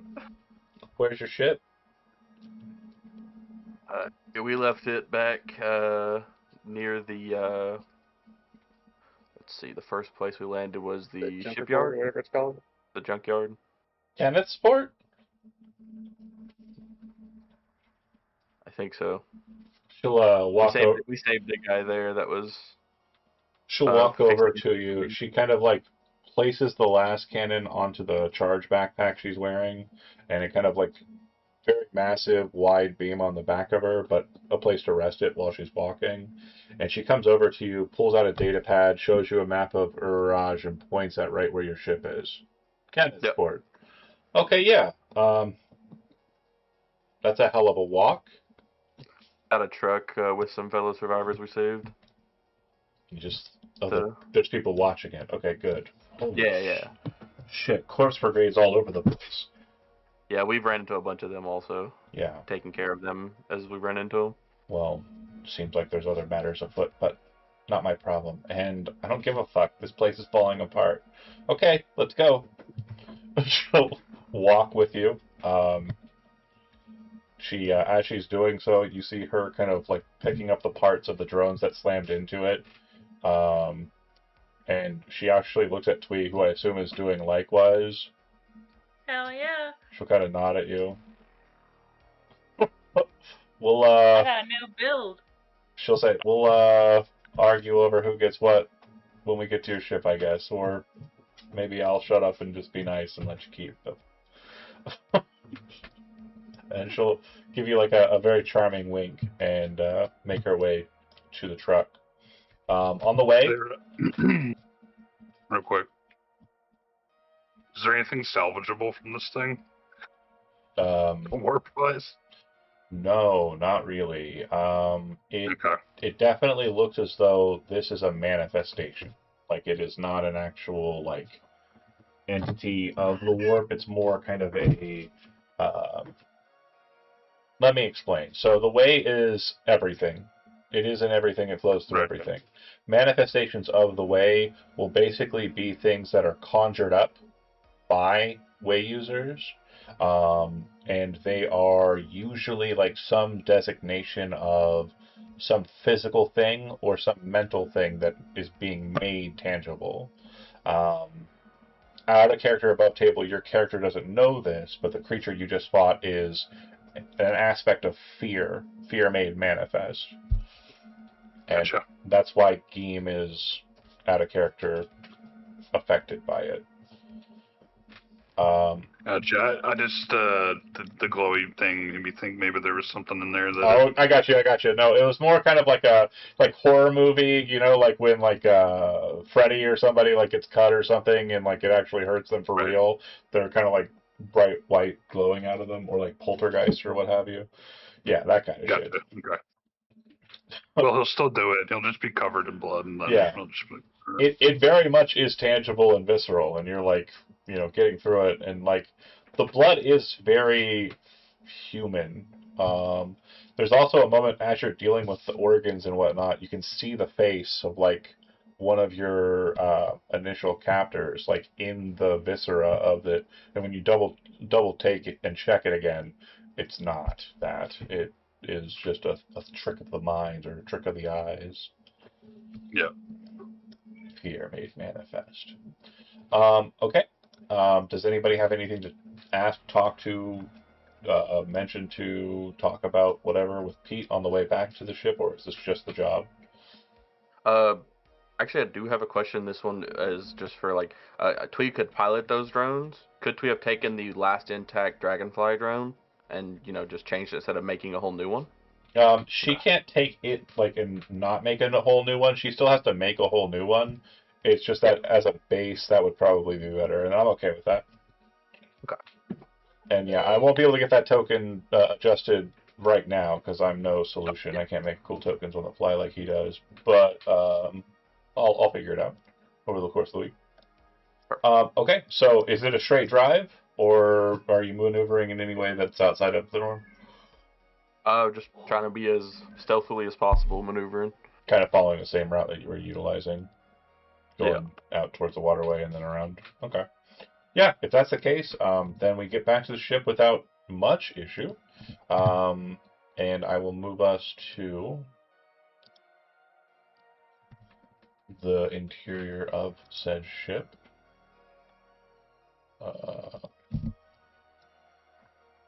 Once back on board the ship, Pete's first interest, she kind of seems to be very interested when she sees the ship. She says, "Oh man, how did you get a Haroon ship?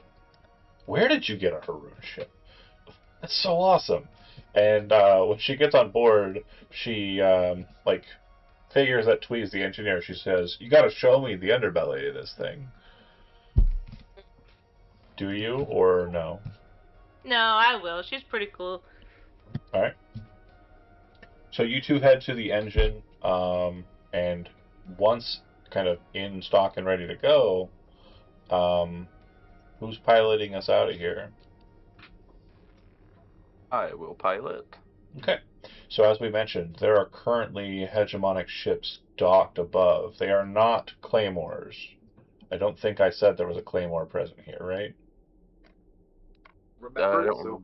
I'm happy to say no. Yeah, I believe it was like smaller ships, like transport ships, and nothing of like a devastating nature. They could definitely cause you some problems in, a space battle, but they aren't going to absolutely devastate you like a claymore might. If you're the pilot, I need you to make a piloting roll to see if you can get us out of here without any issue. Let's hope I can. I rolled a fucking 1. All right. So with that, go ahead. No chance hero points do something, right? What do hero point do? I don't know. I just looked up and seen I have 103, so I figured I'd ask since I rolled a 1. Hero points. Hero points are powerful resources that can change the course. Sounding positive. They are, when using this heroic rerolls, when using this variant rule to reroll a d20 result using a hero point. So it's a variant rule. Regularly, oh, I see. Okay, the variant is okay. Hero points allow for a reroll. The variant says that if you use a hero point, if the result would be less than 10, then the result becomes 10. This means that a 9 would become a 10, a 2 would become a 10, and a 17 would remain a 17. I kind of like the heroic re-rerolls. So we're going to say that that is our metric for them. So you can go ahead and use your hero point. Regaining them is a very audacious nature, and gaining them is also the same. But if you'd like to spend your hero point now, you can, and you would gain a reroll. We'll do that. And the lowest you can get is a 10, and with your plus 7, that means that it would technically... Double checking. It would technically fail. You do need to roll the dice.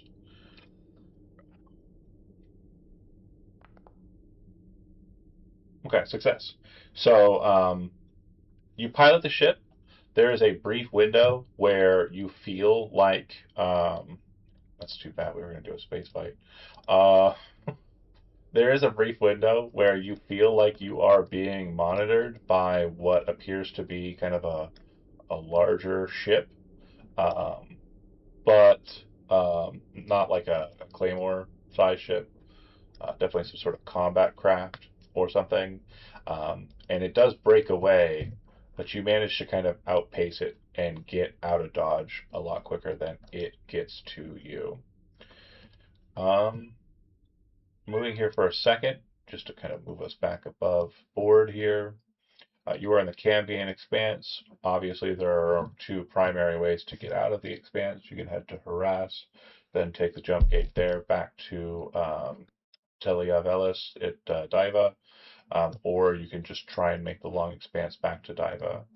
I would say distance-wise, where you're at to where you're going, if you're taking the long route, it will be a long time before you make it back to Diva. If you were to take the Harass, then jump gate to Diva, it would cut your time in half. So a month or half a month.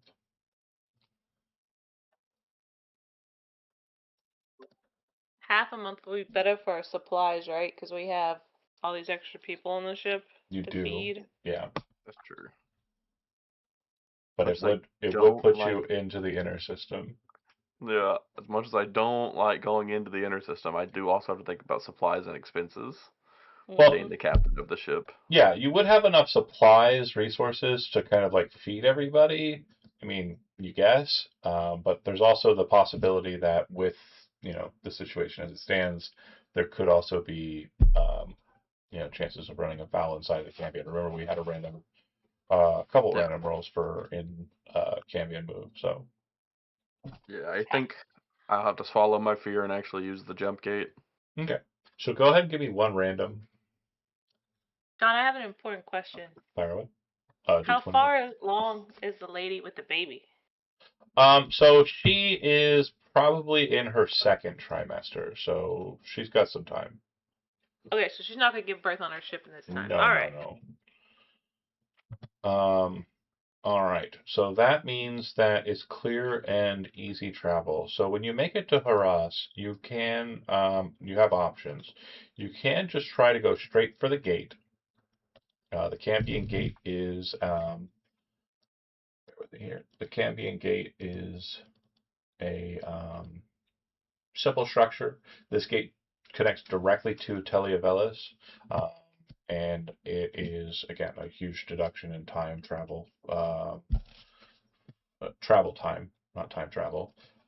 With that said, though, there's also a lot to do on the planet of Harass itself, mainly having to do with the Ashtari cult and other cults and groups, corporations present therein. If you want to lay low, your best bet is to just try and secure travel on the Cambion ASAP. If you are interested in kind of getting more resources, you're welcome to land. The satellites are definitely hegemonic controlled. That is my excuse for not having anything about them yet. So you don't want to mess with the moons. Going straight for the gate. Going straight for the gate. Yeah. All right. So then, do you wish to try and enter the gate just as is, or are there any precautions that you'd like to take before doing so?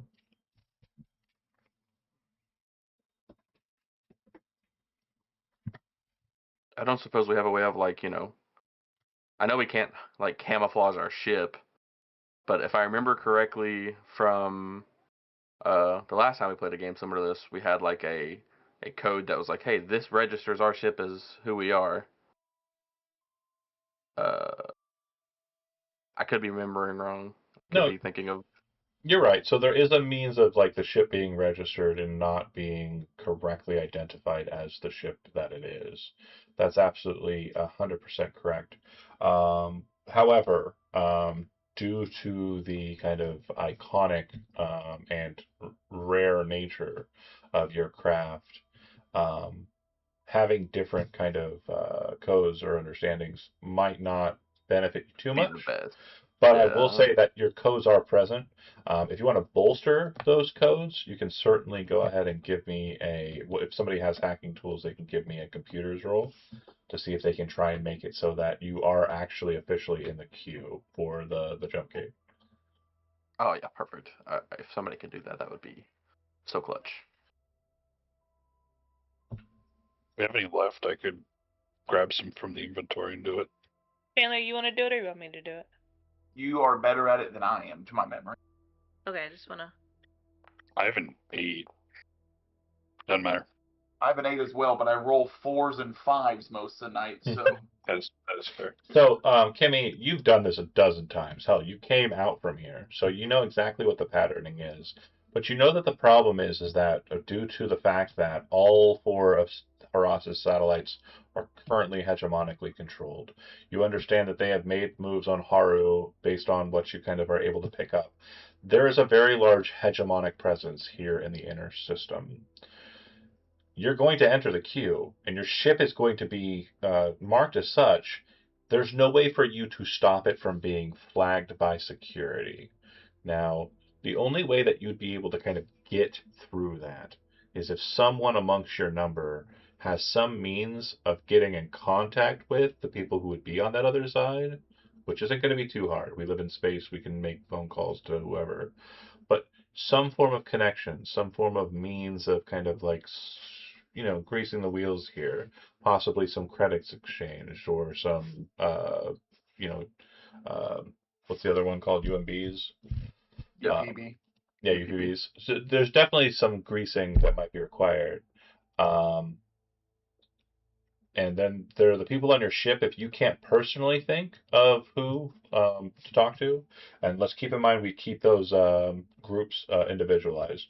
There were the dock workers, there were the water workers, and then there were the lady and her kid. Kids, plural, I guess. One of them just hasn't fully gestated and become an actual kid It yet. shot at me, so. She's cold-blooded and a killer. I'm gonna say the water workers would probably be, because if I remember correctly, they were doing something for the rebellion, and that's why the hegemony was there, was to stop them. So you go to speak to the water workers, and this can be like before this, moment where we're kind of entering the queue, as you're kind of moving through the Cambion, or it can be right on scene. And so they'll say, we're basically at your mercy wherever you are taking us, but where are you taking us? Where's the end goal? Where's this Billix guy meeting us? Or meeting you, rather? I remember correctly, we met Billix in the Sapphire Palace, right? Yeah. Yep. And let me see if I have it written down. I don't think I do.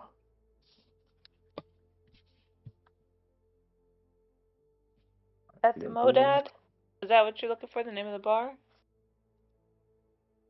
Yeah, where we were supposed to take them. What was it? What'd you say, Kimmy? He didn't say, so I think we're just supposed to take him back. Oh, the Modad, the name of the bar that we met him at? Mm-hmm. And you're going to be meeting him on Telia Velis, and the name of the bar wasn't identified. You met him on the Modad, and that was on Sapphire Palace. Oh, we met him on the Modad at a cantina bar. Okay, that's what I Yeah. wrote. Your end destination, after you get through this jump gate, will definitely be where you're going to be meeting with Billix. And when you express that to these individuals, the leader of the group will kind of say, it doesn't really work for us. We've already got out through the Cambion expanse. It took us a hell of a long time to get to this side of it. I don't know what his plans are, or what his goals are, but we need to be on this side. We need to get in contact with Chemical Steven. We need to move. We've got business on Starseed. But I'm not going to say no to you. You're the guy with the ship, and you're the guy who saved our asses. So we probably would have been firing squatted right there if, shit came to shit and you guys didn't show up. So I'm not arguing, but I'd really appreciate it if you could just get us, even if not to Starseed, maybe drop us off on Horus or something. That way we don't have to backpedal. Does this Chemical Steven have a way of getting us through this gate peacefully? If you can get a hold of him? Well, they say Steven's like liquid. He can do whatever, like especially when it comes to moving people. Um, yeah, fortunately, we didn't get in contact with him prior to our attempt to move from Diva to here, but yeah, probably. I don't know though. I can't say for sure. Might cost you. Yeah. It's gonna cost me more leaving you here because it won't count as heads. No, I mean, well, is there any way for us to get in contact with Billix? Should be able to. I think I have his number that I contacted him last time with. You would know contacting him would be okay, but again, being on this side of the Cambion and Yeah, there's a chance that it could be intercepted. So you would definitely need to have somebody kind of secure the call before you make, some statements as to what's going on. yeah. Yeah, if we can secure the call, I can try to get a hold of him and tell him that we're dropping them off and see if he has a way to come through, even if we have to pay him or cut part of our payment down. If we have a way to secure the call, I would look to somebody better with computers and tech than me. Okay. So the individuals that you have, there were 3 of them, right? Yeah, I think because one had to stay behind and essentially, be like, well, I'm going to die here, but I'm going to get this information out. It may not be important, but I just want to make sure that you're clear that these 3 do have names. One of them is Bill, then there's Cags, and then there's JCag. So these 3 individuals kind of seem to be kind of affiliated with a rebel group. If any of you would like to have some affiliation, again, Chemical Steven is a mover and a shaker. He's someone who we have had reference for since the very, very beginning. If you are not familiar with Chemical Steven, this is what he looks like. And at this point, I'm going to pause our game and have us talk amongst ourselves about narrative for a second. We've discussed our characters at length. We know that they're not technically rebellious individuals. They're more of like a mercenary group. However, there are definitely rebellious elements in a mercenary group. You're going against the law. You're kind of doing some illegal shit, etc., etc.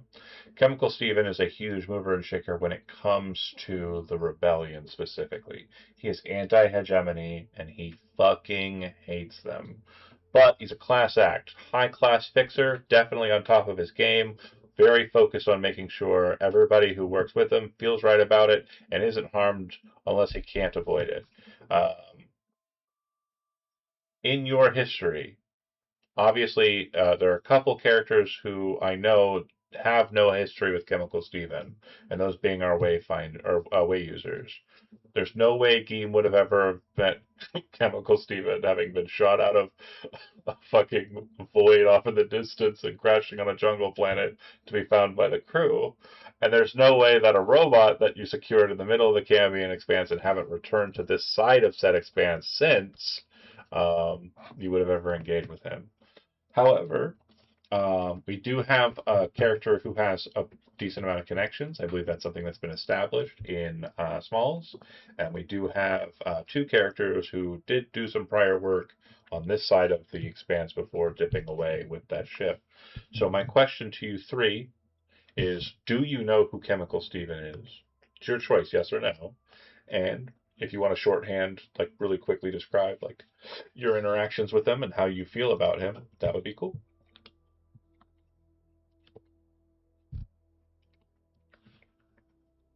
I definitely would know who he is from just. I mean, I work at a casino. Reputation. Names get thrown around all the time. I may not have ever really interacted with him, but I would definitely know of him and know what he does. Yeah, and he may have been to the Sapphire Palace once or twice before. Again, he's a mover is the main thing. Like, he definitely doesn't stay in one place for very long. But that would probably be the most because, again, I was working at a casino. Yeah, and you hadn't really dipped your toes into mercenary work until this cat showed up. Showing up on a ship. Understandable. And then Twee, thoughts? As else as I have. I figure at this point we would have been together. Okay. So you don't think you've ever interacted with him before? Would you say so, Ross? I'd say I would say we've done at least one job for him, just because he would be the like young people asking for jobs.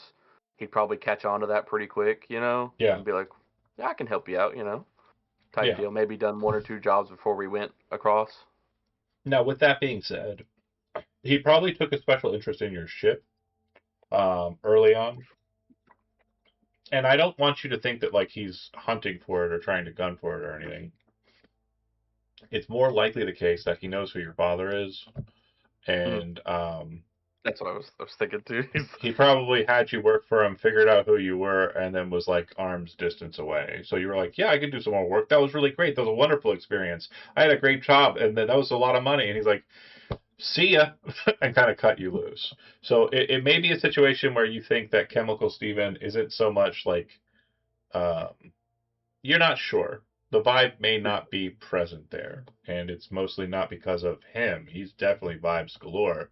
You may think that he might not like you or who you are related to. Yeah. Okay. I love that. I love that. Then they say that he could help. I mean, you just have to pay him. But again, we're not going to fight you. If you want to take us back across the expanse, and take us to this Billix guy. I mean, we know him too. He's kind of the one we were getting most of the information on moving through the expanse to get to this point.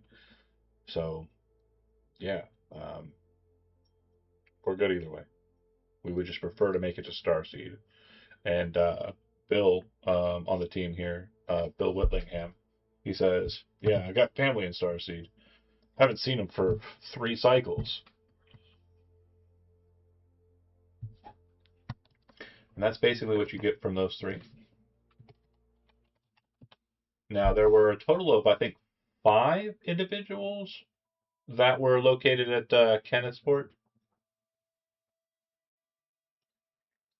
I think we were limited to 8 people we could take, and 2 of which are the mom and her son. Then it would have been 3 then. 3 there. Okay. Cool. So those individuals, if you want to talk to them, are present. The mom and her kid are also present to talk to. And Pete, of course. Or, sorry, Calliope. You haven't actually had her tell you her name is Pete. Yeah. So hearing that the other ones want to wait, I will ask the rest of the people that we have with us. Pete last, obviously, or Calliope last. I'll ask the 3 that we picked up at the ship, like, do they prefer to be on this side or on the other side? This is you're asking Kenneth and crew? Yep. So you would learn that the leader of the 3 from the port, it's Gentle Kenneth, Jerry Knuckles, and Mickey the Drink. And these 3 individuals here are engineers, but they're kind of like, mostly just like dock workers, effectively. Handymen, strong arms, strong bodies, but not a lot of, knowledge outside. Yep. What was the last one's name? Mickey the Drink. Mickey. Drinks a lot. Sorry. Yeah, no worries. They would say whatever Billix wants. We're not going to rock the boat or weird bug creature. Okay. Well, that one, but okay. You kind of all get the vibe emotionally from the ship. That was like, hey, like kind of like a hey. That was nice. Was it nice? Yeah.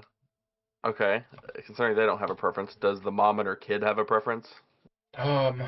So you go to meet with her. It's Mary and Neil, last name Candles, and they would state that Billix is uh, someone that they have had communications with, and she's hopeful that the communications or why you came.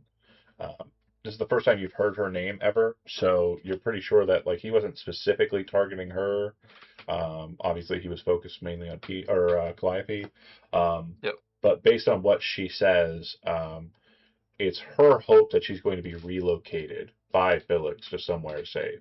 It sounds like from what you gather and from what you saw, she was kind of just looking for somewhere to live and kind of get by, where she could find herself like in a place to be, and she has the connection with Billix.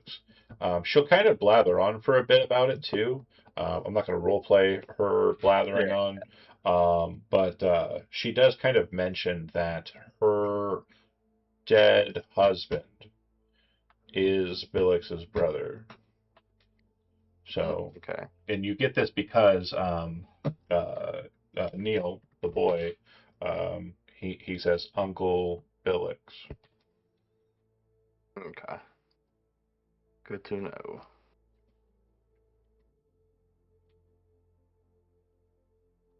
Okay.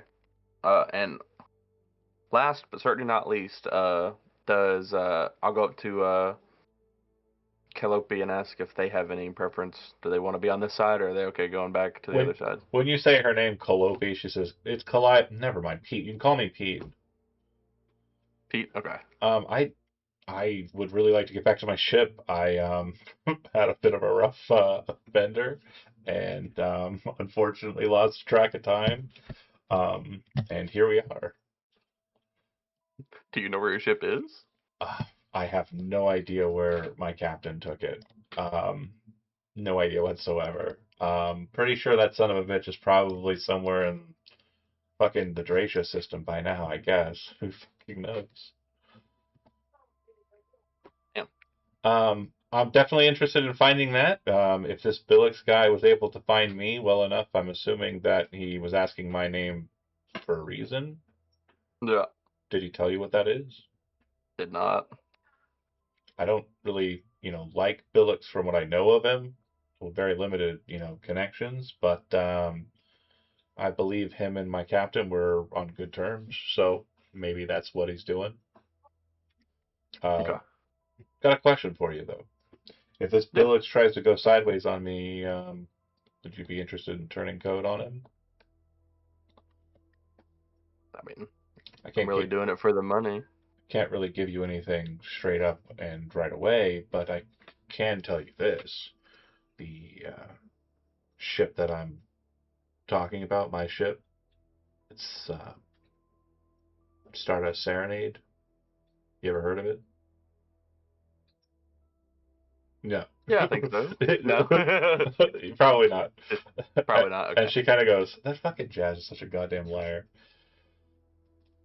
The ship has a waygate on it, an waygate.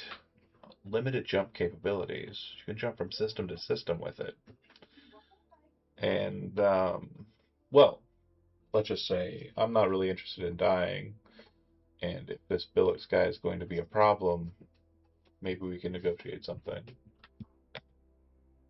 Yeah, that definitely would be something useful. More useful than the credits we're getting. Yeah, if push comes to shove, I'll do my best to get you out of there. Sounds good. Then yeah, I guess to Billix. I mean, if these other guys are trying to get in touch with Chemical Steven, I'd prefer that over anything. That guy's a straight shooter. And I'm sure he'd find a means of vouching for me, so Billix knows that I'm on the up and up and save. That's fair too.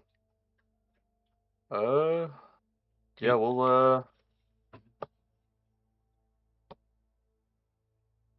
I thought you were gonna say something. Either direction's fine. Sorry, is what I was gonna say. Either direction. Perfect. Okay, yeah, taking the information I have from everybody we've met, I think the best bet would be to try to get in touch with Chemical Steven. Him being the main guy for three of them, and then the benefit of him also being very good, he might be able to get in touch with Billix easier to be like, hey, we did get these people, so, the pay. Okay. So you're going to try and send a wave out to Steven, or are you going to try and find him physically? Is there a way we can send a wave out that it would be like, secure? Yeah, so like not found? you'd have to have somebody on your team, and this is probably your comm specialist, which is Smalls in actuality, make a hacking or make a computers roll to try and send one out. Okay. Hey, Smalls, can you send me out a computers? Walks over, leans over the desk he's at. He's like bleeding. Why don't we have a doctor? You said you need a computers roll. Yes, please. I think the Stardust Serenade has a doctor. It does. Best ones ever, actually. So, Smalls, being kind of like a communication specialist at the Sapphire, you definitely know kind of like secret channels. You're easily able to kind of connect with some individuals and get a hold of a means of sending a one-way message to Chemical Steven. You'd have to wait for a reply, and this reply would probably come to you after you've exited the expanse and kind of made a point to start getting into the queue for the jump gate. It is not a short process, by the way. You don't just click in a very short line and a few minutes later you're through. Literally, like, slow, maybe half a day's worth of waiting, maybe a day's worth of waiting before you actually get to use the jump gate. Cool. Gross. Yeah, traffic. What are you gonna do? Maybe you could. No one knows how to zipper merge still. You could technically take over the jump gate, program it to jump when you are ready, and then have it do that. But that's definitely a tall order. You guys have already fought hegemonic troopers. I just don't know if you want to deal. We couldn't just wait till somebody's getting ready to go through and cut in line, right? Jump through. Probably not.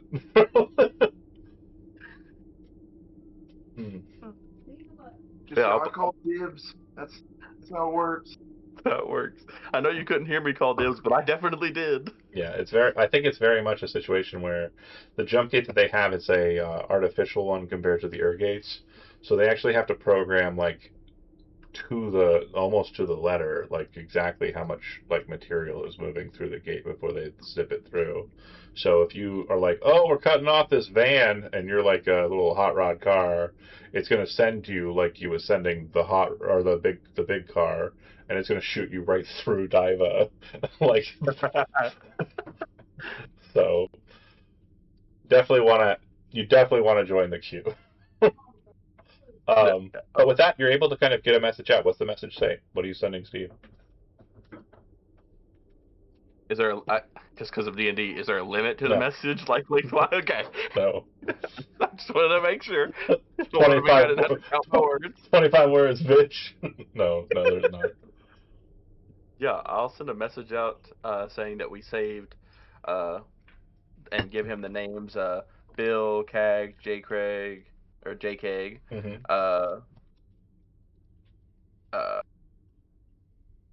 Pete, and Gentle a few Cat, other.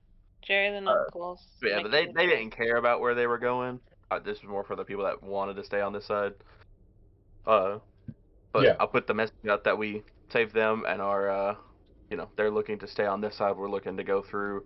If he has a way to help us get through undetected, preferably, and a spot he'd like to pick them up, or specifically, but close to on Huros, if he'd like us to leave them there, or in space nearby. So he will reply very shortly thereafter, and as you're getting situated, like when we first started this kind of back and forth, we did so when I had mentioned that the queue was kind of active. So this is shortly after Twee has gotten everything situated with control and basically has a means to kind of put you into the queue and get you moving, right? And once you're like just about to kind of get into the queue, boom, that's when the wire hits or the wave hits, and it's a video, and he says, "Hey, gotta move quick. Um, make your way to Haru. Drop down location," and he'll kind of designate a specific location on planet, and meet me at this facility. Time is of the essence. Quick as you can, and we'll get you sorted. I think we can get everything handled for you. Me and Billix are on pretty good terms. Thanks for reaching out. Click. Yeah. We'll put the queue on pause, and much as I don't want to go farther in, we're going to go farther in. Yeah. So you basically have two options. You can leave the queue as it is, and basically when that window would arrive, they would see that there's no ship there and kind of just move past it after the call had been made, slowing down the people behind where you would have been and annoying them, but really no other harms therein. Or you can do the effort, and with the roll that she made, it would be free. You can cancel your access to the queue. It's up to you whether you want to have that still kind of be there or dip out. I don't know how fast this is all gonna be, but I said we'll just dip out. Okay. So you back out and remove your kind of access into the queue, and then you make your way to Haru. In that, we'll have another random roll. Go ahead and give me a d20 roll. Is anybody else want to roll it? Or? Mm-hmm. I'll fuck it up. Hell yeah, love to see it. Yeah. So what we know about Haru is that it is the birthplace of the Haru people, which is the people who crafted your ship. It is very much a planet that is now an amalgam of other people. The Harun themselves are not even a majority population on the planet that they stemmed from. And the main reason why that's the case is the Harun were actually forced out of this system and kind of spread out beyond here, because one grouping inside of their own community, known as the Hash, very much wanted to bring about a kind of totalitarian rule where everyone was joined by a hive mind together and lived in that fashion. Um, that did not happen, and it's something that you would know about because of the ship you're in. You've probably done a little bit of research onto the people they're in, um, and also their crafting methods and why they are the way they are. Um, the Hack are basically just like an over exaggeration of the Harun's kind of idyllic principle, which is nature is a better methodology than mechanic. And so if something is kind of tangibly aware in a limited sense, like the ship is, it's more likely to operate correctly. Whereas like things that are automated, artificial, um, there's always this room for error, this issue with it kind of operating with like a hallucination or a problem, breach in the code, or it can be manipulated in that way. The planet that you're instructed to, or sorry, the location rather on Harus you're instructed to go to is a facility that appears to be under hegemonic control. You are told to dock down there, but as you're doing scans of it, you realize that the situation's a bit more complicated than what your kind of computer and your reporting kind of tells you. It's under hegemonic control, but it's not supposed to be here. And with that, you kind of think to yourselves that um, why is Stephen bringing you to this location? Everything you understand about it, from topside, from orbit, computing kind of data emergence, you understand that this is a facility that the hegemony has put onto this planet, and it seems that the intention of this facility is the creation of StarCraft. And bear with me here for a second. I just need to remove these notation markers on it. And then I could show you what I mean. Because these are for other people that are not you. This is a trap.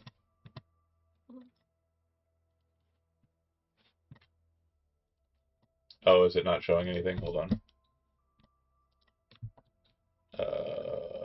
Configure.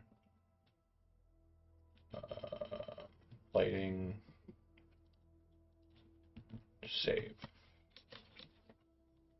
So, it is port side. As you can see, it looks like I left one of the markers on there. I'll go ahead and get rid of that.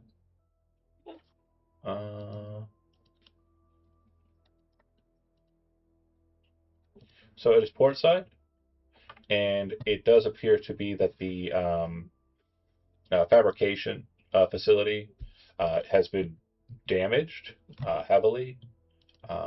It looks as though the situation planet side is very different to what you have had seen on reporting. It does look as though some sort of attack has happened here recently. And due to the fact that that attack hasn't happened in the Sunday game yet, the completion of that attack or the severity of that attack can't really be elucidated upon here in this game. But it does appear to have happened a while ago. Quite a while ago. The location that you're being sent to is on the back end of this larger facility. It appears to be a residential area with a docking port at its center. And the specific exact location where Stephen is wanting to meet you is a watering hole, a location known as the Good Monson. And I'll post that in the chat so you have the name of it. So that's where he wants to meet you. That's the situation ahead of you. I'm asking you, with that being stated and everything that's on the table, do you wish to plant yourself down at this location and risk potential hegemonic kind of detection, or do you feel that Steven's on the up and up and he's not trying to lure you into some sort of weird trap? I feel like, personally, I feel like Steven's on the up and up. I mean, he knows who your dad is, right? He wouldn't dare. Assuming that our message wasn't hijacked. I trust Smalls enough that it wasn't. I do a decent job. Yeah. Sometimes. Yeah. So, I mean, I feel like we should just land there. You know, time's of the essence. Judging from the state of this place being attacked, I'm assuming Steven and them were probably the ones, if this was a hegemonic place, that attacked it. So, I'm assuming the area he's in that he wants us to land in and run quick is not currently under attack. Give me a piloting roll. Okay, I don't have any more hero dice, so let's hope I roll good. So I don't roll a thing that will not be stated because I will roll it if I state it. So you're able to bring the Longhorn down without issue into the docking port. The docking port in question, from Atmo, it definitely looks similar to Kenneth's port. It's just a whole donut shaped and kind of like a fill-in. But it seems to go into this very larger structure, and then once you're down and inside, they kind of shift off into different small little garage ports where your ship is held. And with that piloting roll, you're able to make it down without channels and without kind of alerting any kind of detection, and basically sneak into the space and determine docking on port side.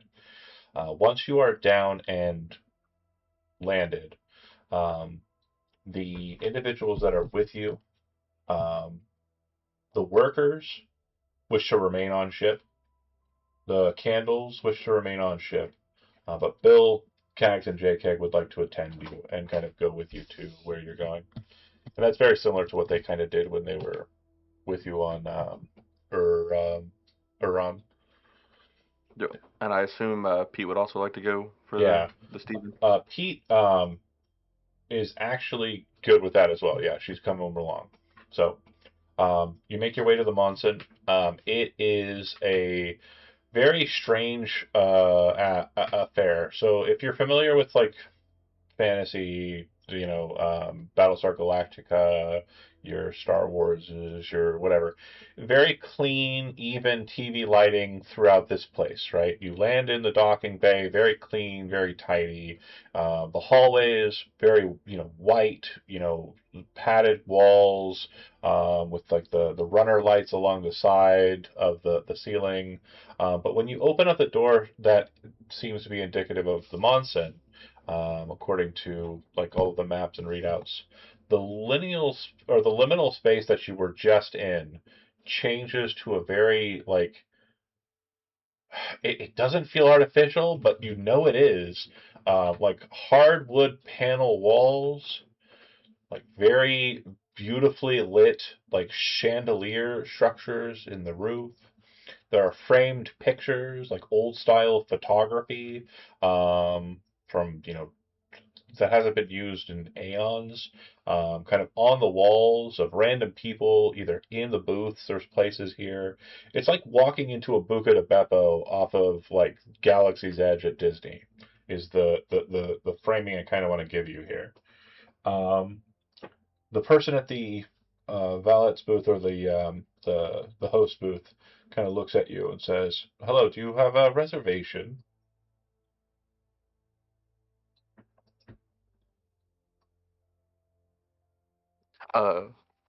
Yeah, we're here to meet a friend. Sure are a lot of you. Um, uh, uh, are some of you willing to maybe sit at different tables, or who's your friend? I assume it's not like a place where I can see the people like all sitting in there. Good point. Yeah, correct. You can't really see the overarching kind of like table structure, seating arrangements, etc.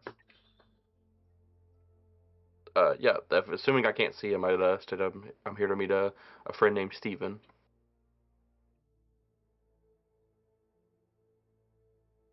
One moment. And she would kind of move away from you, pull out a data tab, and kind of like go to an earpiece and kind of like manipulating that. Walk back over to you. Well, I didn't know we had a reservation for him at this time. I apologize for any inconvenience. Please, one moment. I will attend you. And she kind of goes to the back for a second, comes back out with like a stack of menus, and will kind of walk with you through this place. And like you walk through the kitchens, you walk through like the space. It's very like, um, it feels very traditional and smalls.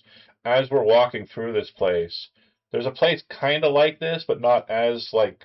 Um, I guess this place feels very like to Smalls. It feels very homey, but it's very much like a place at the Sapphire that you're very familiar with, and possibly even worked at the time.